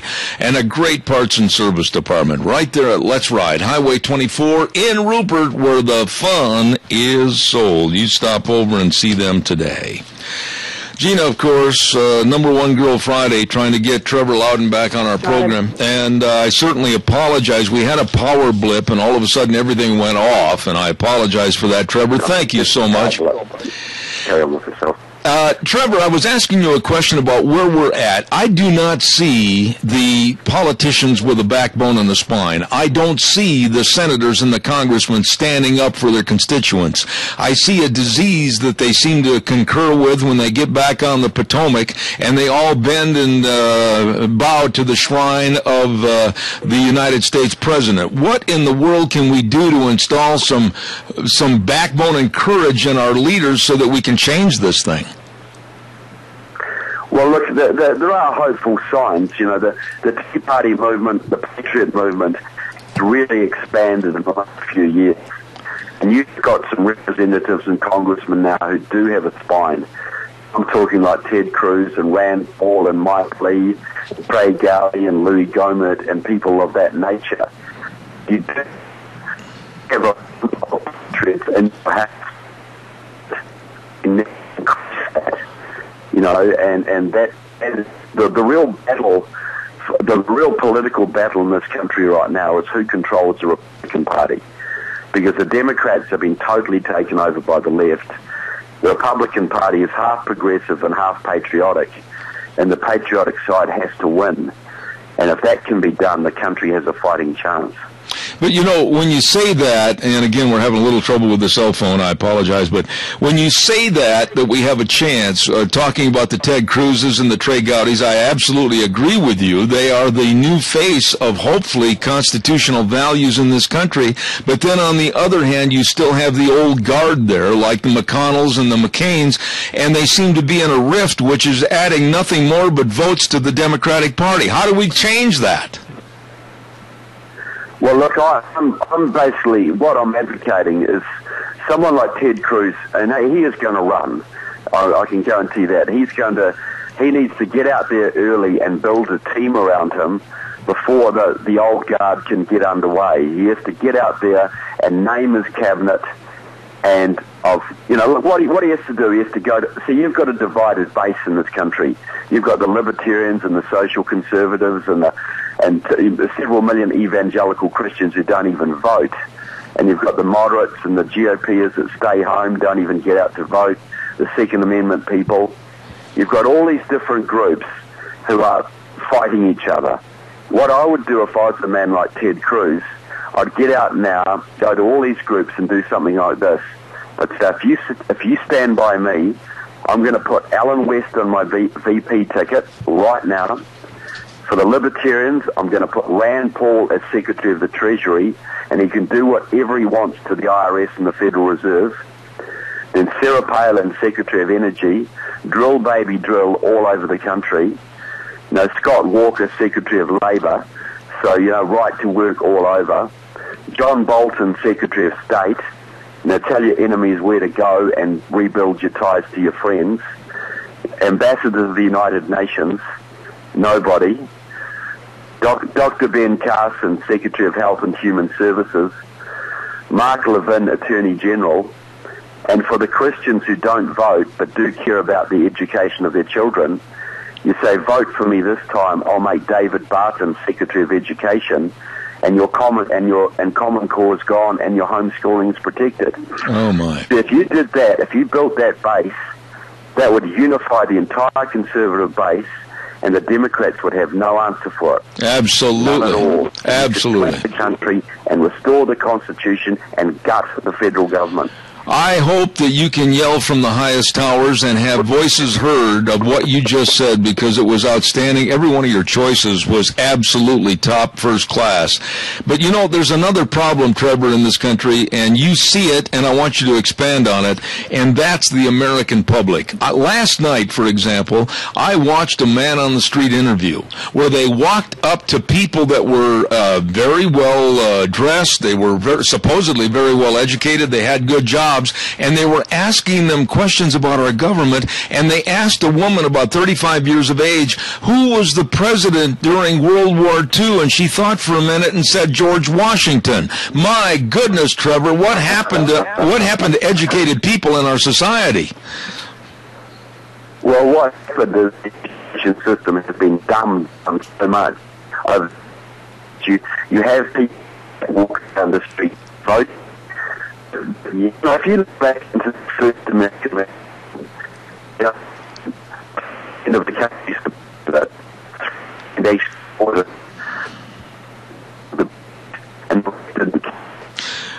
we have lost. Probably nearly 40.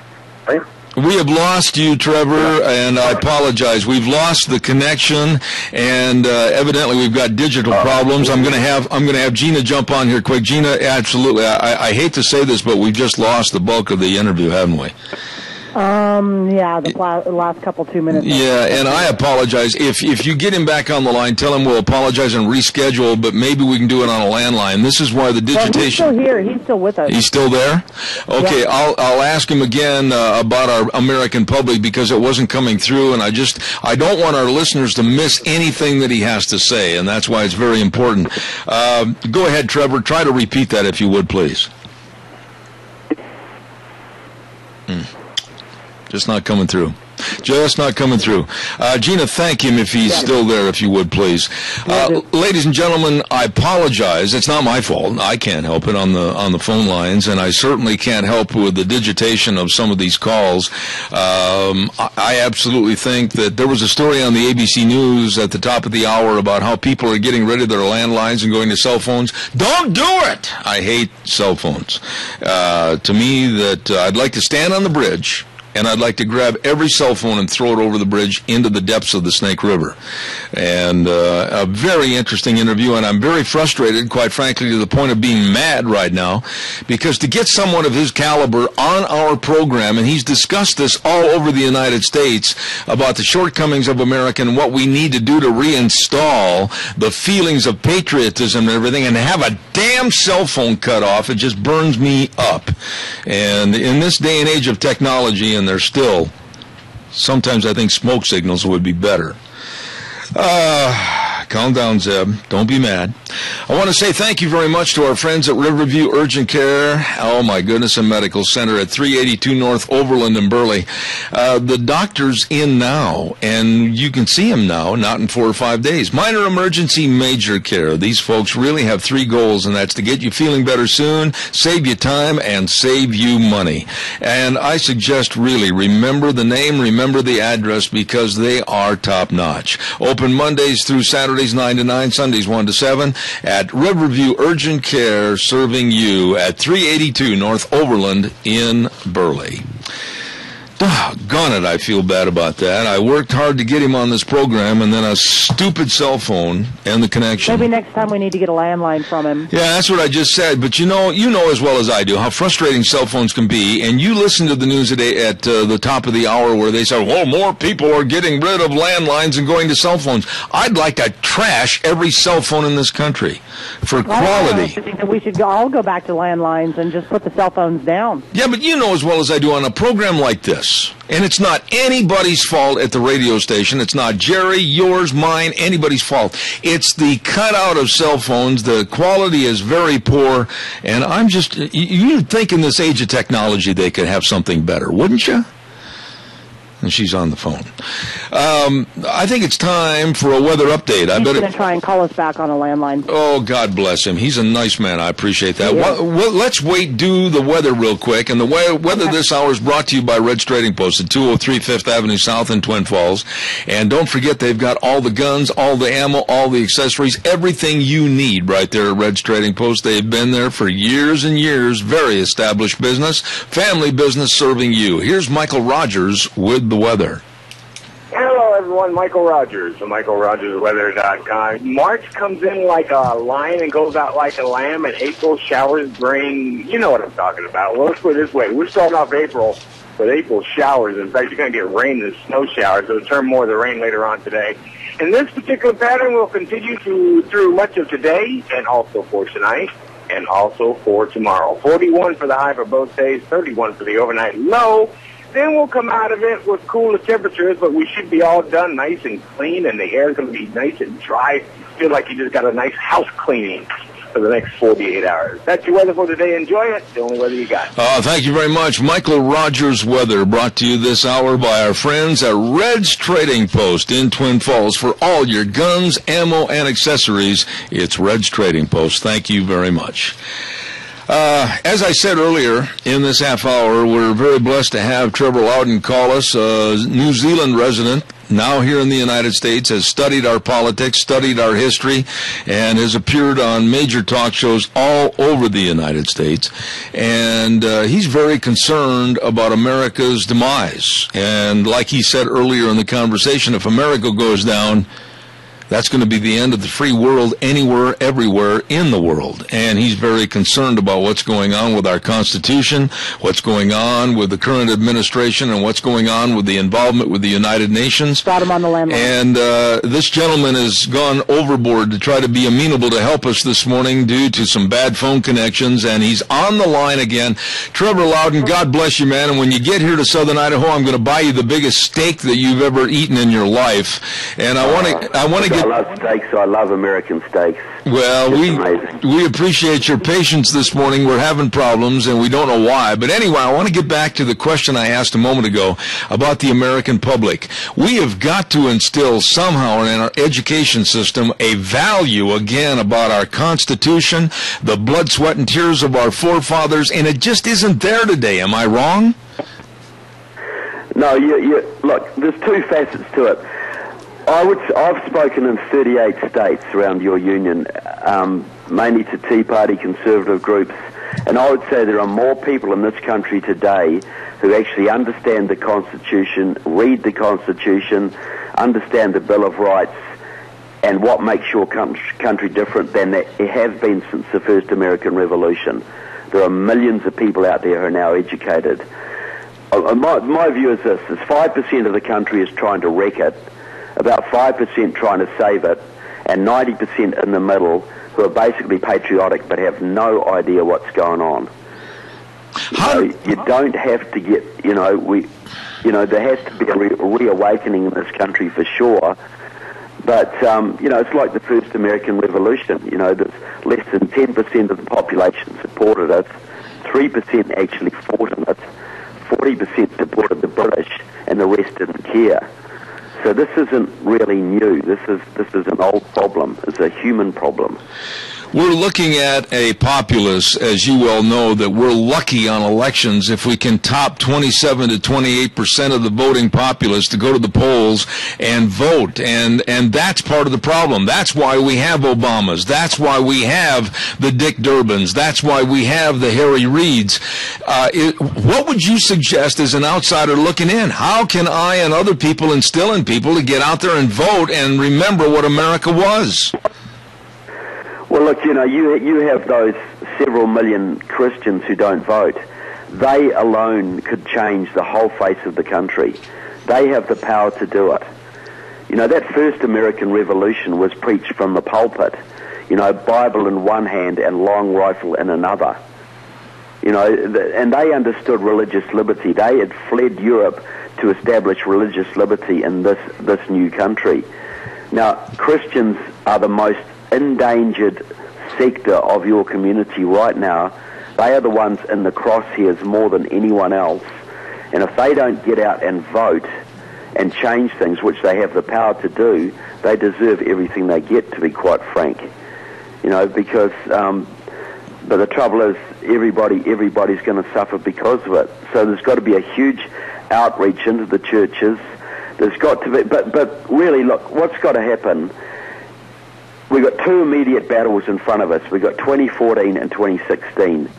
They have to be won, because if the Democrats win again, they're going to legalize 20 million or 12 million illegal immigrants. Almost all of them will be Democratic voters, and that will give them a governing majority forever. It will be a one-party state from that point. So we've really got 2 years to change things. So we've got to get behind the people like Ted Cruz, make sure he runs for president, make sure he gets elected, and then actually get rid of the Department of Education, re-establish local Christian schools, homeschooling, local school boards, etc. Get the education out of the control of the federal government. Then you can start to turn things around. Amen. One other problem I want to talk to you about, and see if you think I'm wrong, tell me I'm wrong, but I think the United States right now is extremely naive about the Islamic problem and Muslim problem coming to America and other points around the world. I think this government has been duped. I think we're absolutely on a crisis of possibly a great big jihad that we can't control or take part of or win. What are your thoughts about the Muslim and jihadist problem that we have around the globe?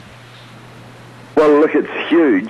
It's absolutely huge, and they're infiltrating this country. They've infiltrated the Democratic Party, but they've also infiltrated the Republican Party through people like Grover Norquist. They've got this Muslim Brotherhood influence in the Republicans too now. But one thing, a point I want to make, and most Americans miss, is that Americans look at Russia, they look at China, they look at Iran, they look at radical Islam. They see them as separate dangers. Americans have to realize that the Russians have been controlling the Islamic radicals for 50 or 60 years now. They've been infiltrating the Islamic seminaries going way back. In the 1970s, the KGB sent 4,000 agents into the Islamic world to stir up hatred against Israel and America. The number 2 man in Al-Qaeda was trained by the KGB. This is an old thing. The Russians are basically using radical Islam as a battering ram against America, and Americans need to wake up to that fact.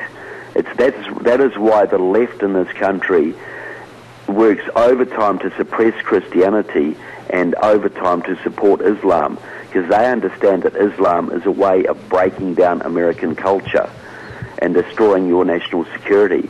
But it isn't Islam on its own. It's Islam backed by the Russians and the Cubans and the Venezuelans and the Iranians, all aiming it against your country. Trevor, I just want to tell you this, and I mean this sincerely. You've put up with a lot this morning due to the bad phone connections, but I thank you so much for being on the program. I certainly hope I'll be... Can I just give a quick plug for the book? Please do. That's what I was going to ask you about.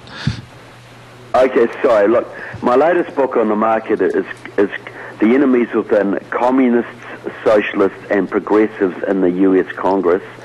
700 pages, profiles 51 members of the House and 14 senators with identifiable communist, Marxist, and anti-American ties. And people can order it through Pacific Freedom Foundation. Pacific as in the ocean, freedom as in what we all want, Foundation, or get it on Kindle or Nook or Amazon as well. If you will email me, and I think you have my email address, all the information about the book, I will keep plugging it on this program, I promise, and then read it myself and have you back in the next couple of weeks, and we'll do a recap on that. Would you do that for me? Yeah, look, that'll be great. I'd look forward to that. All right, Trevor, God bless you, man. Thanks for being on the program. We appreciate it. And the best to you, my friend. Thank you very much, Seth. Thank you. Bye. Again, ladies and gentlemen, it's no fault of anybody because of the poor phone connections this morning, and I really give him a lot of kudos for calling back and having the patience to stay on the air with us. Excellent book. He's going to send me more information about his book and his insight. He's appeared on major talk shows all over the United States, pleading and begging begging for America to wake up and smell the coffee before it's too late, before we lose the value system of what made this country great. And it takes a man from New Zealand to look from the outside looking in to wake us up, hopefully, to the values of America.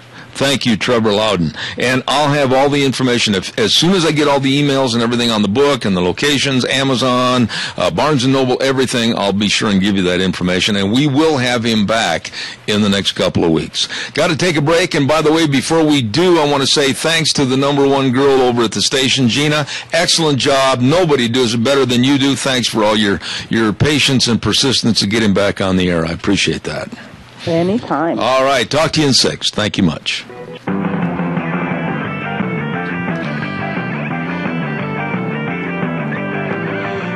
Oh, good morning. Hour number 3, Zeb at the Ranch, and I get frustrated when things don't go right because I put a lot of money, my own money, into this program on a monthly basis, and I expect things to be right for you, the listener. And I know some people say, oh, Zeb, don't get nervous, don't get mad. Well, I want the best product available to my audience. That's why I get a little bit upset. Anyway, we say good morning to you and welcome back. Zeb at the Ranch, and I'm Zeb Bell. Naturally, the only one that loses his temper. And brought to you by our major sponsor, your Magic Valley Les Schwab Tire Centers, all 7 locations, and some of our great advertisers that include Lee's Furniture, Floors, and More at 459 Overland in Burley, and Western Way Services, always at your disposal. Get on the route service today. Call them at 734-6969. Before we go to our guest, I want to say thank you very much to the Chadwick Sports Grill. I love the food. I love the people. This is really great. And listen to what they've got for a special today. I got to go in there and have this. Steak shish kebabs with the choice of potato, veggies, soup, or salad. Steak shish kebabs. Going to be great. Go in and ask for steak shish kebabs at the Chadwick Sports Grill, 139 West Main in Burley. Always the nicest of people and the best on the menu. Again, our thanks go to Gina Jameson over there. I tell you, she and Deanne are just absolute. I could not do the program without them. They do the best job. And speaking of another person that we couldn't do the program without, and that happens to be the man that is known as a former professional wrestler. He was known in his old ring days as the Bone Crusher. Here he is, Dr. History. Good morning, Zeb. I've been called worse. How are you? I'm doing great. How you doing? Oh, all right. Listen, a lot of kudos to you. We always get calls about what's Dr. History going to talk about today, or can I get a copy of that? Well, there may be in the not-too-distant future ways that they can get copies of this program. It's getting closer to where they will be available to people anytime they want to listen to any of our past or future recordings. Okay, good. So I know you're staying right up on top of it. You know, yesterday when I saw you, I said, "Hey, what are we going to talk about today?" And you told me that we're going to talk about one of my favorite legends of the Old West, and that's Wyatt Earp. Yep. Well, I'm going to give you kind of a brief summary of his early days, and then we're going to go to kind of his later days, where he was actually in Alaska. Okay. And not many people know about that, but, you know, Wyatt Earp, he was born in 1848. He was a town marshal. He took part in the old OK Corral gunfight. And to his displeasure, this 30-second gunfight kind of defined the rest of his life. Mm-hmm. I mean, he's kind of regarded as a central figure in the shootout in Tombstone, but really, his brother Virgil was actually the Tombstone city marshal. Mm-hmm. So really, Wyatt wasn't all that much of a major player, so to speak. But at different times in his life, he was a city policeman, a county sheriff, a teamster, buffalo hunter, bouncer, saloon keeper, gambler, brothel owner, miner, and a boxing referee. Now, his first wife, what's that? I didn't say anything. I'm just letting you go. After you said he owned a brothel, I just thought you're on your own. I thought I heard you cough. No, but I was choking. Okay, maybe that's what I heard. Okay. Well, anyway, his first wife was named Urilla, and she passed away due to a pregnancy less than a year after they were married.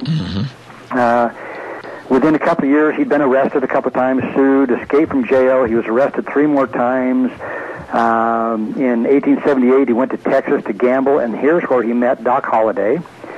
Well, the Earps moved constantly through most of his life from one boomtown to another, and in 1879, with his brothers James, Virgil, they moved to Tombstone, Arizona. Now, this is where the Earps clashed with the outlaw cowboys. Yeah, let me ask you a question right there, Doc. Let me ask you a question real fast, and I don't want to take a lot of time. But so many times in the Old West recorded history, guys that went on to be famous lawmen, they actually started out by being career criminals, didn't they? Oh, yeah. In fact, as I mentioned, Wyatt Earp was not exactly your outstanding citizen, But, like I say, the Earps clashed with these guys, with these outlaw cowboys, the Clantons and the McClurys, and, of course, it ended in the gunfight at the OK Corral, and that's where the Earps and Doc Holliday killed 3 of these cowboys.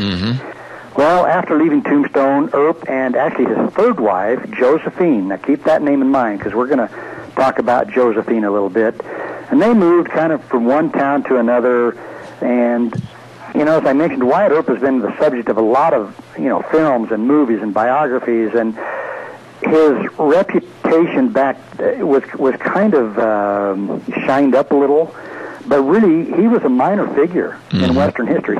Even though it's a well-known name, he really didn't do that much.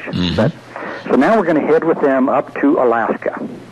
And this is kind of what I wanted to talk about today, but in the summer of 1899, the sleepy fishing village of Nome, which is close to the Arctic Circle, and it's pretty remote. And I've never been there, obviously, but even by Alaskan standards, I guess it's considered pretty well out there.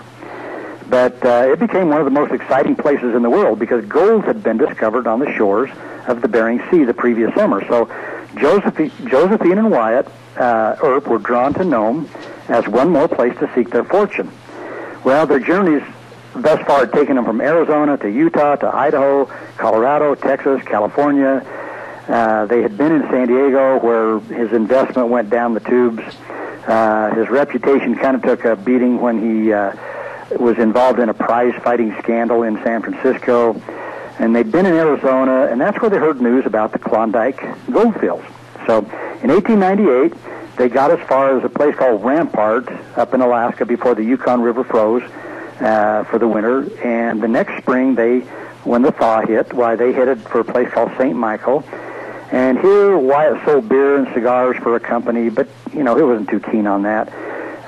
He had a friend named Tex that was up in Nome, and he said, you got to get up here to Nome. He says, this is where things are happening. So that's where they headed. Now, picture in your mind here is Nome didn't have any docks. Okay, so the steamers carrying the Earps and other passengers, they were met by small boats, and they unloaded into these small boats, and then they got to within about 30 feet of the shore, and then they had men that would come out and carry the women on their backs the last 30 feet from the water onto shore. You're kidding me. Now, once they got on shore, the Earps got their first sight of this place. This is a 2-block wide, 5-mile-long city. No paved streets, 2 feet of mud, and finding no suitable hotel, Wyatt and Josephine moved into a wooden shack, which was basically maybe a slight step above a tent.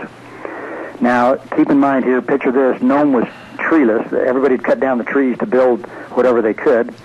Basic sanitation was almost non-existent. Sewage emptied into the river, and that was their only source of drinking water. Oh, boy. So, typhoid, dysentery, pneumonia were very common, smallpox. Like I say, sanitation was just non-existent. So, now, in partnership with a guy named Charlie Hoxie, Wyatt built a 2-story saloon called the Dexter. Now, so keep in mind that the name of the hotel was called the Dexter.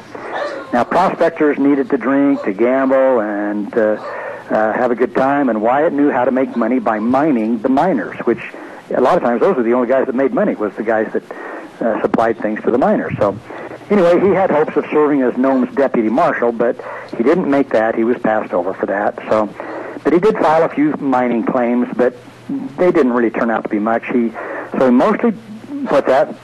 I never said a word. I'm quiet as a church mouse. Okay. I keep hearing these little blurps in here. No, not me. I haven't said a word. Okay. Anyway, he filed a few mining claims, but he mostly devoted his efforts to his saloon. And, his reputation had spread, and so his celebrity status kind of made the Dexter Saloon pretty much an instant success. But like Josephine, the wife, she kind of rationalized that the Dexter Saloon was no simple bar. This was a better class, upper class saloon.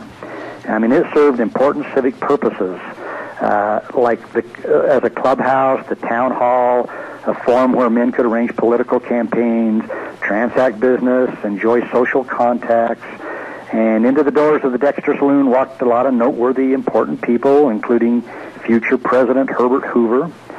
Now, to escape winter and outfit the Dexter Saloon a little better, the Earps left on a boat or steamer called the Cleveland and headed south. And this boat was so crowded that Wyatt bribed passengers to secure a stateroom. Well, the trip was a nightmare. Their bodies, clothing, and furniture were crawling with lice. Ugh. They encountered a storm so terrible that Josephine begged to get off the boat, even though they were out in the middle of the Bering Sea, and they finally reached Seattle 9 days later.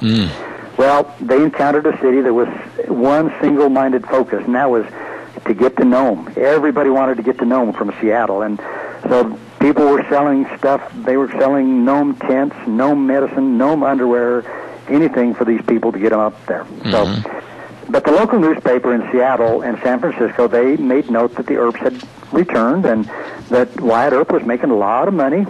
And the newspapers, they said, Wyatt, the celebrated sheriff from Arizona, that's what they talked about him, but some of them didn't think he was all that good of a guy. But Nome now promoted as an exotic summer destination, and as many as 4 ships a day left Seattle. Oh, my. Filled to capacity with like 700 people, and loaded with thousands of tons of mining equipment, machinery, merchandise. Other boats actually carried dismantled theaters, gambling halls, saloons, hotels, restaurants, everything they needed to construct what we would call an instant civilization. Now, the Earps departed Seattle on the ship called the Alliance and they bought a whole bunch of really nice stuff for their hotel, or for their saloon, for the Dexter. So they got up there, and Nome in 1900 was now bigger, noisier. There were barges, tugboats, rafts, rowboats going back and forth, loading and unloading enormous amounts of shipments of cargo. There were hundreds of cattle on shore. And keep in mind what I said about the sanitation issue. But Nome became one of the world's oddest seaports, where the last mile of freight, in other words, to get your freight in, cost about as much as it did get from Seattle up there. Oh, my. Because, people would just charge the heck out of the people that had the cargo. Mm-hmm. So, but the beach was a scene of unimaginable chaos. The sand was barely visible because there were thousands of tents lined up, and I've got a picture of it here, and they were practically touching each other. Oh, my. Just tent after tent. And baggage and freight that was piled high for a mile. Men would carry their trunks on their backs because they had no other way to move things. But anyway, the city grew to be about 20,000 people. And like I said, I've never been there. I don't know if you have, Zeb. But, nope. Within weeks, like say 20,000 people. Now, the major business in Nome in 1900 was not mining. It was gambling and the saloon trade. And in fact, at one time, downtown Nome was lined with nearly 100 saloons and gambling houses, with an occasional restaurant sandwiched in between. Oh, my. So, now the Dexter Earp Saloon, it kind of consolidated its position as the preeminent or the top-notch saloon for liquor, gambling, and now they had it really nicely outfitted with their winter shopping expedition, and they had poker that was kind of sky's the limit. I mean, guys would come in and blow $10,000 on one hand. Oh, my. Poker. Oh, my. And there's rumors that even as high as $500,000 on one hand of poker. Now, another thing that I hadn't realized till I read this was prize fighting kind of became a central feature of some of these saloons, and actually a pretty good moneymaker for Wyatt. And he actually often refereed some of these boxing matches himself. Now, besides visits with Josephine's family, the Earps enjoyed Nome with some old friends from Tombstone. Some of them came up for visits. And now the Dexter Saloon was prospering. The summer of 1900 generated kind of some serious marital tensions between Josephine and Wyatt. And part of this is because Wyatt opened up what he called a second-story room that Josephine was not real happy with. Oh, please, Dr. History, explain to us more what you mean. Well, I'll just say what Josephine told her family. Uh-huh. She said that the rooms were for games of chance. I see. And that's all I'm going to say about that. I figured. Okay. Now, Josephine herself, must have been an interesting lady. She was also into gambling pretty heavily and losing. I mean, she indulged her fondness for card games, and Wyatt was not exactly the stay-at-home kind of husband. He kind of wandered just a little bit, if you want to say that, in that respect. And then he also had a few dust-ups with the law. In fact, there's one point where there was a fight going on, and there was a military policeman that tried to stop the fight, and while the soldier was doing his duty, he got Wyatt Earp and another guy jumped on him and kind of beat him up, and that didn't go over real good. Well, during this same time, Wyatt's youngest brother, Warren, was shot to death in Wilcox, Arizona.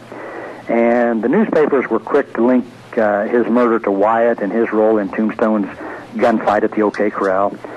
And this is kind of a reminder to Wyatt that, even though you'd left, you're hurt, you can't escape the past. Well, we continue on, and Nome was racked by political scandals, and they actually had a really severe disaster that summer. There was a hurricane that came through, and it drove waves right up into the town. And there were about 100 people that died. Oh. I mean, it was just a mess. The buildings were destroyed. Josephine actually raised some money for some of the storm victims, and but as that came through this bad storm, and as fall started in, the temperature started to drop, and pretty soon the stampede was on again. Only this time the direction had reversed. Everybody wanted to go home. Oh, really? And a lot of these adventurers, they left. They were poorer, they were sadder, and probably no wiser. But as I've mentioned before about the Klondike and up in that area, very few people really actually made money as far as from the gold diggings.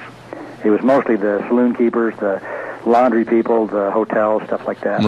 Right. But Wyatt sold his ownership of the saloon, and he transferred the Earps mining claims to Josephine's brother.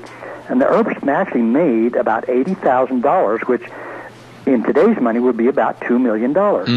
So they walked away. They boarded the ship and headed back south to Seattle area in 1901 with $2 million. Now, that's not too bad. No. But, so you might say, well, what happened to the Earp fortune? Well, they were motivated kind of by the thrill of making a fortune, and so the couple speculated on mines. They started some businesses. They loaned money to some people, and basically, through all this, they lost everything. Their marriage survived, but their savings didn't.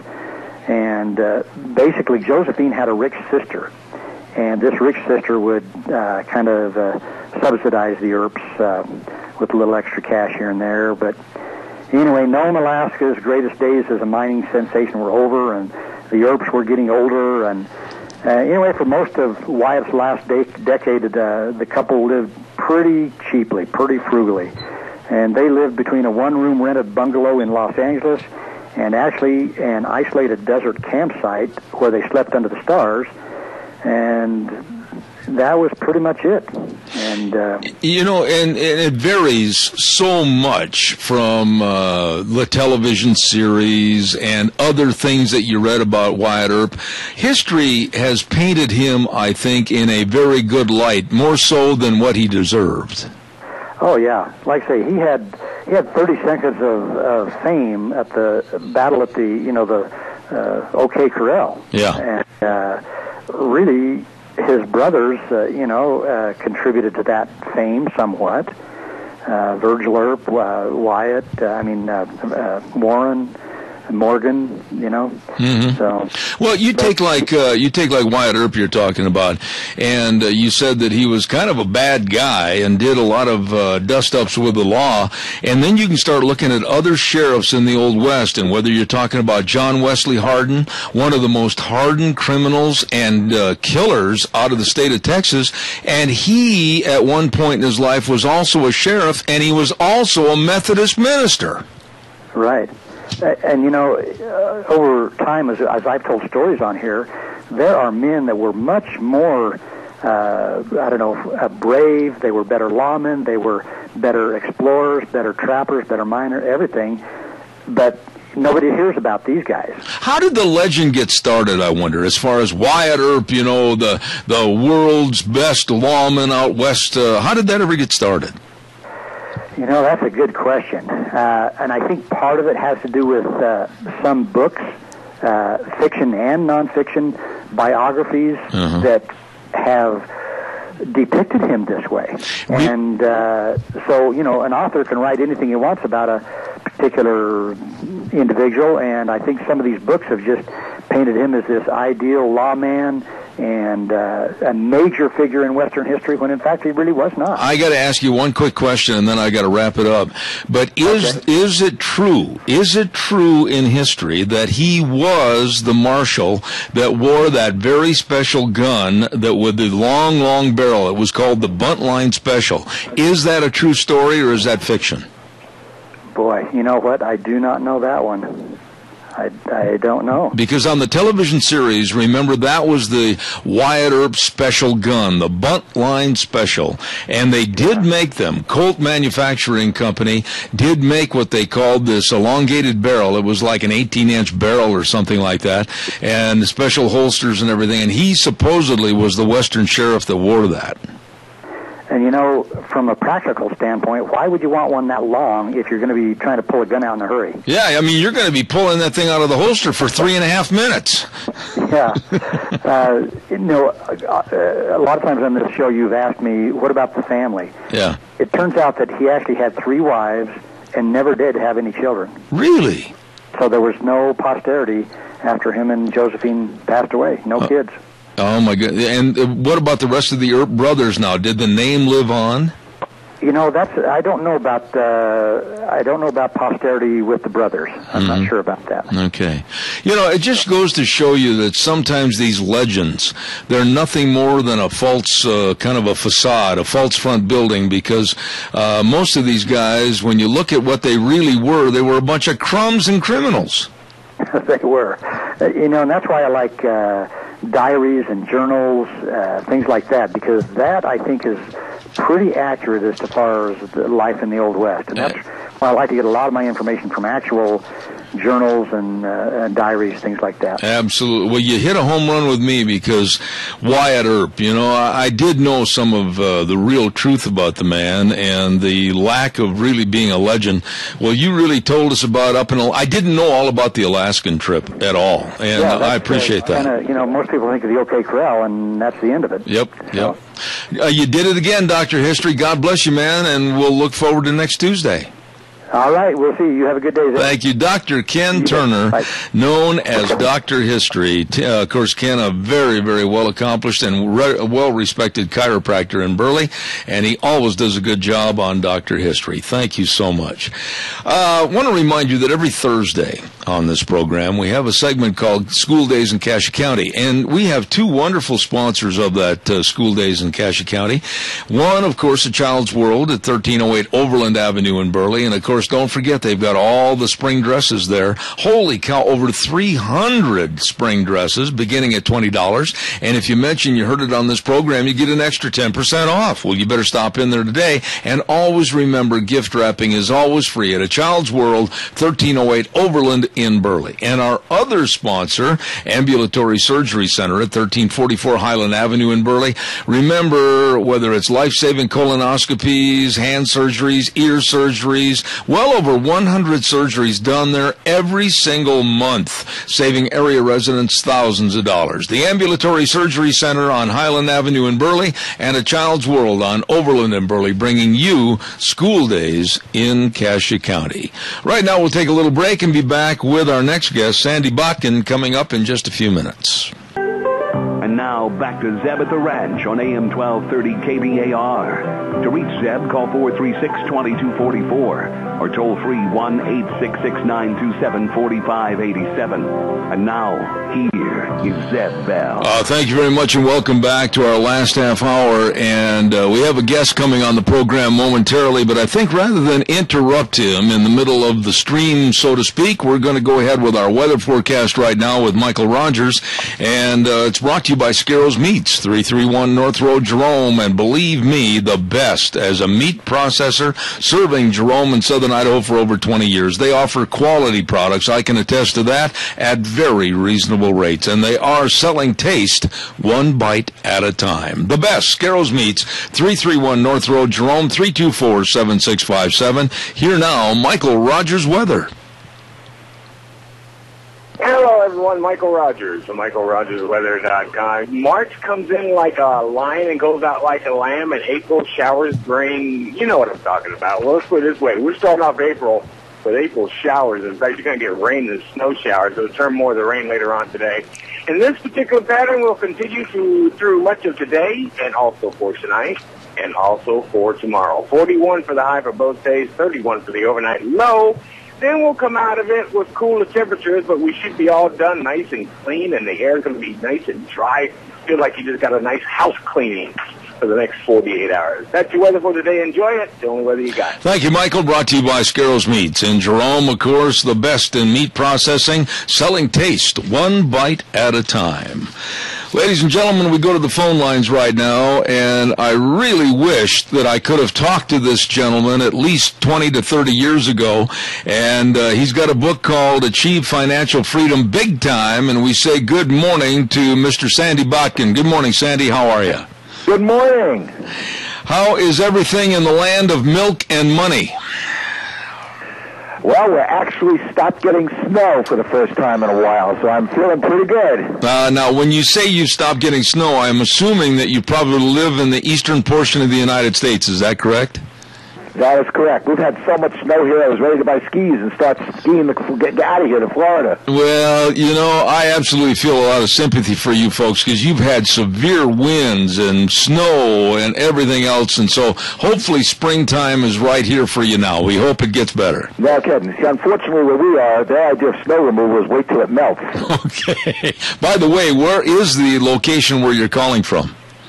Not far from Washington, D.C., a place called Rockville, Maryland. Oh, okay. Been there, as a matter of fact. Sandy, I'm very interested in talking to someone like you because I'm going to bare my chest a little bit and say I'm 66 years old. I didn't wake up and smell the coffee about retirement until I was about 46. And holy smokes, you talk about hurry and gallop to catch up on your savings. But a lot of people are not prepared for retirement, and that's what you're going to talk about, right? That's correct. It is really sad. 50% have nothing put away for retirement. The estimate is that 4% of Americans who retire at age 66 will have to either reduce their standard of living, continue working, or live on some form of charity. And part of the reason for that is that, you know, when your dad and my dad and grandparents were working, we worked for companies that provided pensions. Today, less than 20% of all companies are providing pensions. I just talked to a young man the other day, and he's one of the sharpest young guys. He's about 30 years of age, and he's absolutely distraught because in today's economy, he wants to put away for his kids' education. He wants to put away for he and his wife to retire someday and enjoy the fruits of their labors. But right now, they can't because of our economy. Do you hear that quite a bit? Well, I hear that for a lot of reasons. Yes, I do hear that. And it's not really true, and I'll get into why that's not totally true. But one of the problems, there's a lot of problems, but one of the problems, unfortunately, is that student loan debt has grown higher than almost anything, certainly much higher than when we went to school.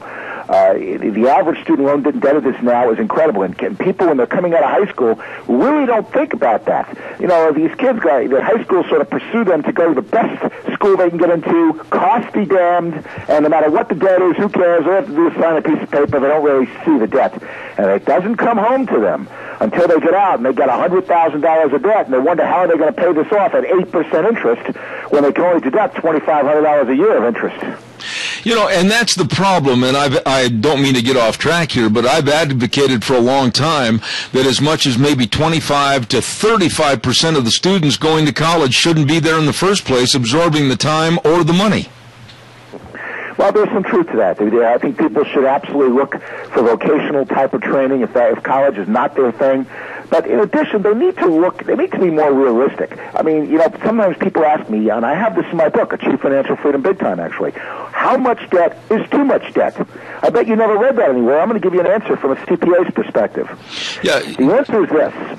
For undergraduate education, the average indebtedness is about 8%. Now, you can only deduct $2,500 maximum of the student loan interest. Mm-hmm. Well, you got to figure out, well, what loan would produce at 8% $2,500? And the answer is about $30,000, which means that you should be looking to take out no more than $30,000. You might say, well, what happens if my school is a lot more than that? And the answer is you go somewhere else. Or if you can get a free ride somewhere, let's say instead of going to Penn, where you pay $64,000 a year, you go to University of Iowa, where the tuition might be free. Or you go to a community college for the first couple of years. Or you work during the summers and you do work study. But the bottom line is you got to try to get that student loan indebtedness under $30,000 for undergraduate education. Let me ask you this, Sandy, and I don't mean to sound negative, but I think you'll agree with me, is that when you're talking to kids today, or for that matter anytime, I know I was boneheaded myself, do you find that you're talking to a brick wall when it comes to retirement and savings? How do you get through to them? You know, that's a really interesting point, and you're right. Most kids don't realize. They figure, hey, I'm 18, I'm 20, I'm 25. They really don't realize that retirement comes very quickly, as you know. It comes at you very, very fast. And you really, the sooner you start putting away money, you don't necessarily have to put away the full amount of 10% of what you make, which is what I suggest, but something. Maximize your plan. I'll give you something that's really stupid. 50% of all people who are participating in 401ks, where the employer matches their contribution to an extent, 50% of them don't put any money in the 401k, so they get no or very little of the employer matching contribution. That's free money that they're not even trying to get. I mean, that is just incredible. To me, if you're working for a company where there's an employer matching of your 401k, at the very least, by hook or by crook, put in enough money so you get that enough money to maximize the employer contribution. That's at the very least. You said something. Okay, go ahead. Go ahead. We start saving for retirement. The earlier, the better. And here's an interesting story. If you put away at a maximum IRA, which is right now $5,500 if you're under age 50, and you do this every year for 40 years versus $5,500 for, let's say, 30 years, you have $2 million less at retirement. You actually have $2 million less. The earlier you start, the better it is. So the question now becomes, okay, how do you find the money to be able to put away for retirement? And there's a lot of things you can do. The first thing you got to do that I recommend to all young people is that you can't reduce your expenses in order to figure out how to put away extra money until you track it. If you don't know what you're spending, you're not going to be able to control it. There's no question about that. So what you do is you get yourself a tracking program. There's a lot of them you can get on your phones. There's a lot of them that you can get on iPhones, smartphones, things like this, that will track your expenses. And you track what you're paying for 3 consecutive months. Once you know what you're paying, then you can save money in a wide variety of ways. Now, let me give you a couple of things. One, you can start accelerating your payments towards your student loan indebtedness and get out of that debt. That's a horrible form of indebtedness. The interest is high, and you can't discharge it in bankruptcy. Second thing, and here's a little stupid thing. Yeah, it'll put about $30 to $40 in your pocket every month. Well, you and I and everyone goes to the store, and we might give cash for something, and we get back change. What do you do with the change? You usually say, I have to spend it. What I do is I take all the coins in my pocket, and I dump it into a little jar. Mm-hmm. Every month I have coins. Every day when I go shopping, I put the coins, and I dump it in a little jar. By the end of the month, I have probably an extra somewhere between $20 and $40 a month in that little jar that I have saved up. And you can use that for other things. At the end of the year, you have an extra couple $100. Here's another little interesting thing you can do. I get all kinds of pills. I'm sure a lot of people have subscribed to medication. And I get, for example, triglyceride and cholesterol pills. Now, normally, let's assume my dosage is 20 milligrams. I tell the doctor, prescribe 40 milligrams. Here's why. Let's assume I get 90 pills at 40 milligrams. I get a pill splitter. I then cut the pill in half. Now, that same 90 days, which I'm paying for, lasts 180 days. There are many things they can do. For example, you raise your thermostat 1 degree in the summer, in the winter, and lower it 1 degree in the summer. Just 1 degree, you save 8% of your utility bills. There are many, many things people can do to find the money. Do you find, when you look at the situations today, Sandy, with not knowing in the future whether Social Security is going to be there, that these young people are becoming more aware that they have to do something to save for the future? Well, first of all, Social Security will be there. I know a lot of people are saying, I'm not sure. Believe me, Social Security will be there. You take it from me, it's 2014, I said it. And I understand that it's not fully funded. I get that. But, all of Congress is going to want Social Security. They have parents that are going to want Social Security. There's no way Congress is going to let that thing go under. It's not going to happen. Okay? So you heard it from me. Well, now, go ahead. The problem is that Social Security is not enough. That's the problem. Absolutely. So do I find young people not willing to save for retirement, not getting it? Yeah, I do. They really don't get it yet. Just like young people think they're invulnerable. They find that out the first fall they have or the first accident they get into. Absolutely. Now let's talk a little bit about somebody like me. I'm 66 years old, and 20 years ago I realized in a real harsh wake-up call that I better be prepared for retirement. What would you tell people like me, or maybe the generation below me, the people in the 40s like I was, what would you tell them? It's never too late to save something for the future. There's no question about that. There's a famous judge that made a very good point. It's never too late to start good habits. Okay? Again, I would say to you, just like I would say to somebody in their 40s, start tracking your expenses. That's the first thing you want to do. You can't make cuts until you know what you're spending. And I promise you, you will be absolutely shocked as to what you're spending. There's all kinds of places that people spend money where they don't realize. That's the first thing. The second thing is, in every single thing you buy, I don't care what it is, you got to ask yourself a simple question, because this will certainly cut your spending. And that is it a need that you need, or is it a want? Now, what's the difference? You might need a new car. You might want a Mercedes, but do you really need a Mercedes when you can get a Chevy or an older car? You might want nice, brand new clothes, but we're going to Nordstrom Rack, do the same. So you want to ask yourself, is it a need or is it a want? By asking yourself that situation, you're going to find you'll actually cut your spending in a great way, a substantial amount. But you've got to make that determination. Too many people buy what they want, and it's much more than what they really need. And the interesting thing, a lot of people surprise things, but I surprise a lot of people with this. You can have anything you want out of life, believe it or not. You just can't have everything. Mm-hmm. So, for example, you want to eat out every day? You can. You just won't save up money for retirement or have money for your kids' education. You want to take a really fancy vacation, spend a lot of money on a car? You can. Or buy a big house? You can. You just may not have money for the furniture. You can have anything you want. You just can't have everything. And that's why tracking is so critical. Well, tell me a little bit about how you've divided your book, Achieve Financial Freedom Big Time. How have you divided the book up so that it's appropriate and amenable to most people's situations like mine, an older person trying to still save money for the future? How do you go into the various chapters? The book actually started. You need to understand why I wrote this book. I'm primarily a tax lawyer. Mm-hmm. I wrote a lot of tax books like Lower Your Taxes Big Time and so on. Well, my legal book salesman came over to me, and every lawyer has a legal book salesman, and he said, you know what, I have a lot of financial questions, but one of the problems is I can't find a well-written, easy to understand financial book that gives me a lot of basic information that I need. Most of the books out there are crap. They're usually giant commercials for somebody's firm, or they give out wrong information. I mean, it's just horrible. And when he first said that to me, I said, these guys know what he's talking about. You go to any bookstore, any library or bookstore, you'll see hundreds of financial books. I started looking at them, and he was absolutely right. Many of them are absolutely horrible, and some of the more famous authors, all they do is they're like giant commercials for their other books.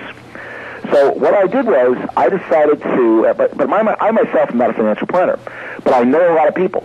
So I interviewed a lot of very famous individuals who are specialists in their field about different topics, and I made a whole list of topics. For example, one of the most important things is compounding, understanding how compounding works. For example, that's a critical topic. I interviewed a guy who owned a bank. In fact, what's interesting about compounding, I'll give you one big tip. You put away that IRA every single year, but you do it at the beginning of the year instead of the end of the year for a 40-year lifetime. Same money, but you do it at the beginning of the year, you'll have an extra $60,000 to $90,000 of retirement by doing it at the beginning of the year. Understanding compounding really emphasizes that and shows you what to do. I then figured out a lot of people couldn't save money. So I interviewed, again, a guy who specializes in getting people out of debt and saving money. And I talked about how to save money, the methods to save money. That's a whole separate chapter. Then what do you do to pay for college? Let's say you have kids you want to go to college.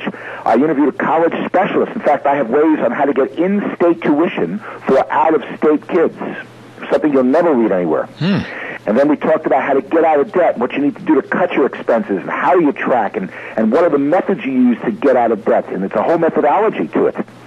Then I'm reading about all the scams that are going on in North America, and I have a whole chapter on that. So I interviewed one of the top litigators in the Justice Department on the top scams going on in North America and how to avoid that.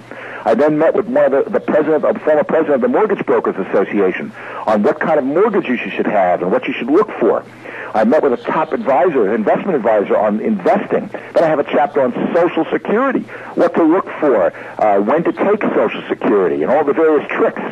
Then I met with one of the Elder Planning Association experts on estate planning and why everyone should have estate planning and what you need to do about probate and asset protection. And I ended up with what happens if which is accidental, was I was looking for nursing homes for my father's girlfriend.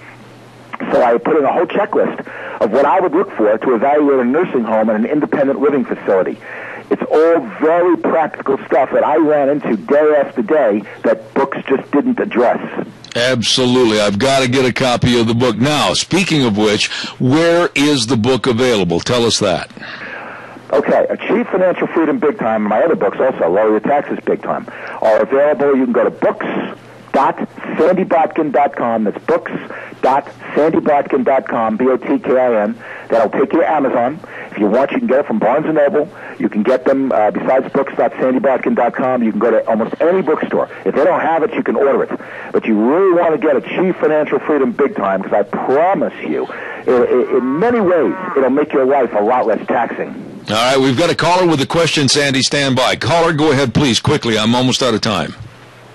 Yes, how do you specialize or how do you compensate for what the government is doing with inflation? I'll hang up and listen. That's a good question. Sandy, please. Very good question. One of the killers of retirements is inflation.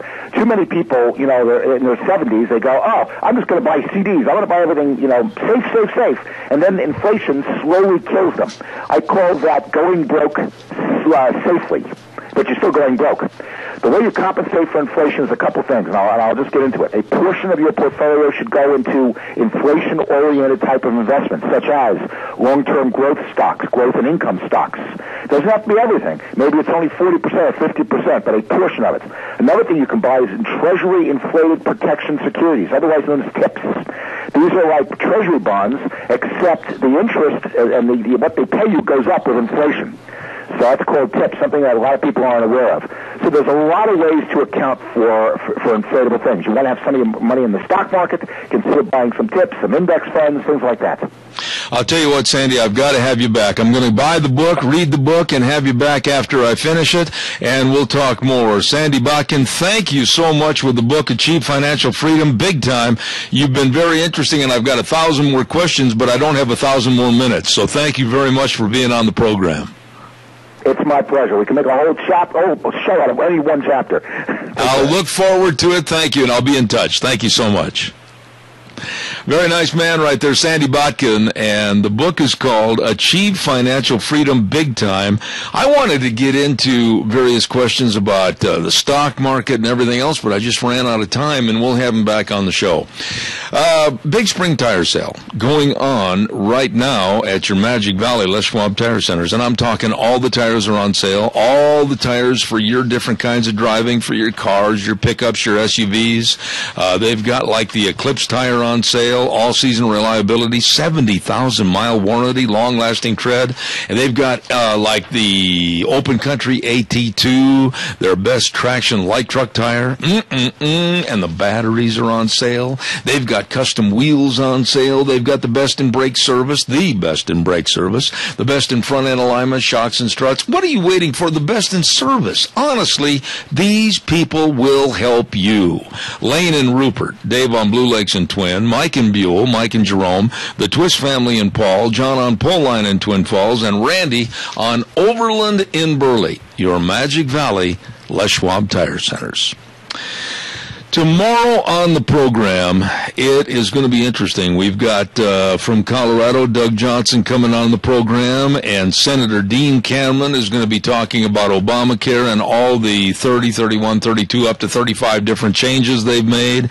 And then at 10:15 tomorrow morning, we're going to have a gentleman on from the Department of Transportation, and we're going to be asking him about speed increases. We're going to be talking about road improvements, etc. Going to be really interesting. A lot of people have asked me to have somebody on from IDOT, and so we will tomorrow right here in the studio. Gina, I have one final thought before you leave me this morning. And what is that? Are you going to play an April Fool's joke on somebody today? Maybe, maybe not. Why not? I don't know yet. I don't know. I just, my creative juices just aren't flowing in that direction today, so I'm going to have to maybe think of something creative. I tried just during one of the breaks when Deanne walked in here, and I thought, well, I'll just try something simplified. And I said, gee, Deanne, didn't you wash your face this morning? You got a great big gob of ink on your left cheek. And she goes, yeah, April Fools, have a good day. See, she knows you too well. Yeah, I can't pull it off with her. I thought I had you, though, this morning when I said somebody backed into your car. I went outside and I did look. You did look? I did. Oh, I gotcha. I would be so mad if somebody, ran into my car without telling me. What I told her, ladies and gentlemen, is that she gets on the air with me before the program, and we were going over the production for the show, and I said, oh, man, I had a call, and it's too bad about your car, that Bonneville you fixed up. And she goes, what? I said, it's too bad something happened to your car. I said, somebody backed into it over at the station. She said, what? I did, it's true. And so while we were on break, I actually went out there and teased, and I'm like, because I knew it was a joke, but you just have to look. I really appreciate your honesty, because I'm not going to let you forget that. I'll guarantee you. Okay. Oh, God bless you. Good job today, kid. Well, thank you, sir, and an excellent job to you as well. All right. Thank you much. And don't forget, we'll be here again tomorrow. Ride the horse for 3 hours right here on Zebeth Ranch. K-Bar 1230, streaming live on the internet all over the world on ZebBell.com. The way things were or the way things ought to be. Have a great day. April Fool, everybody. We'll see you tomorrow morning.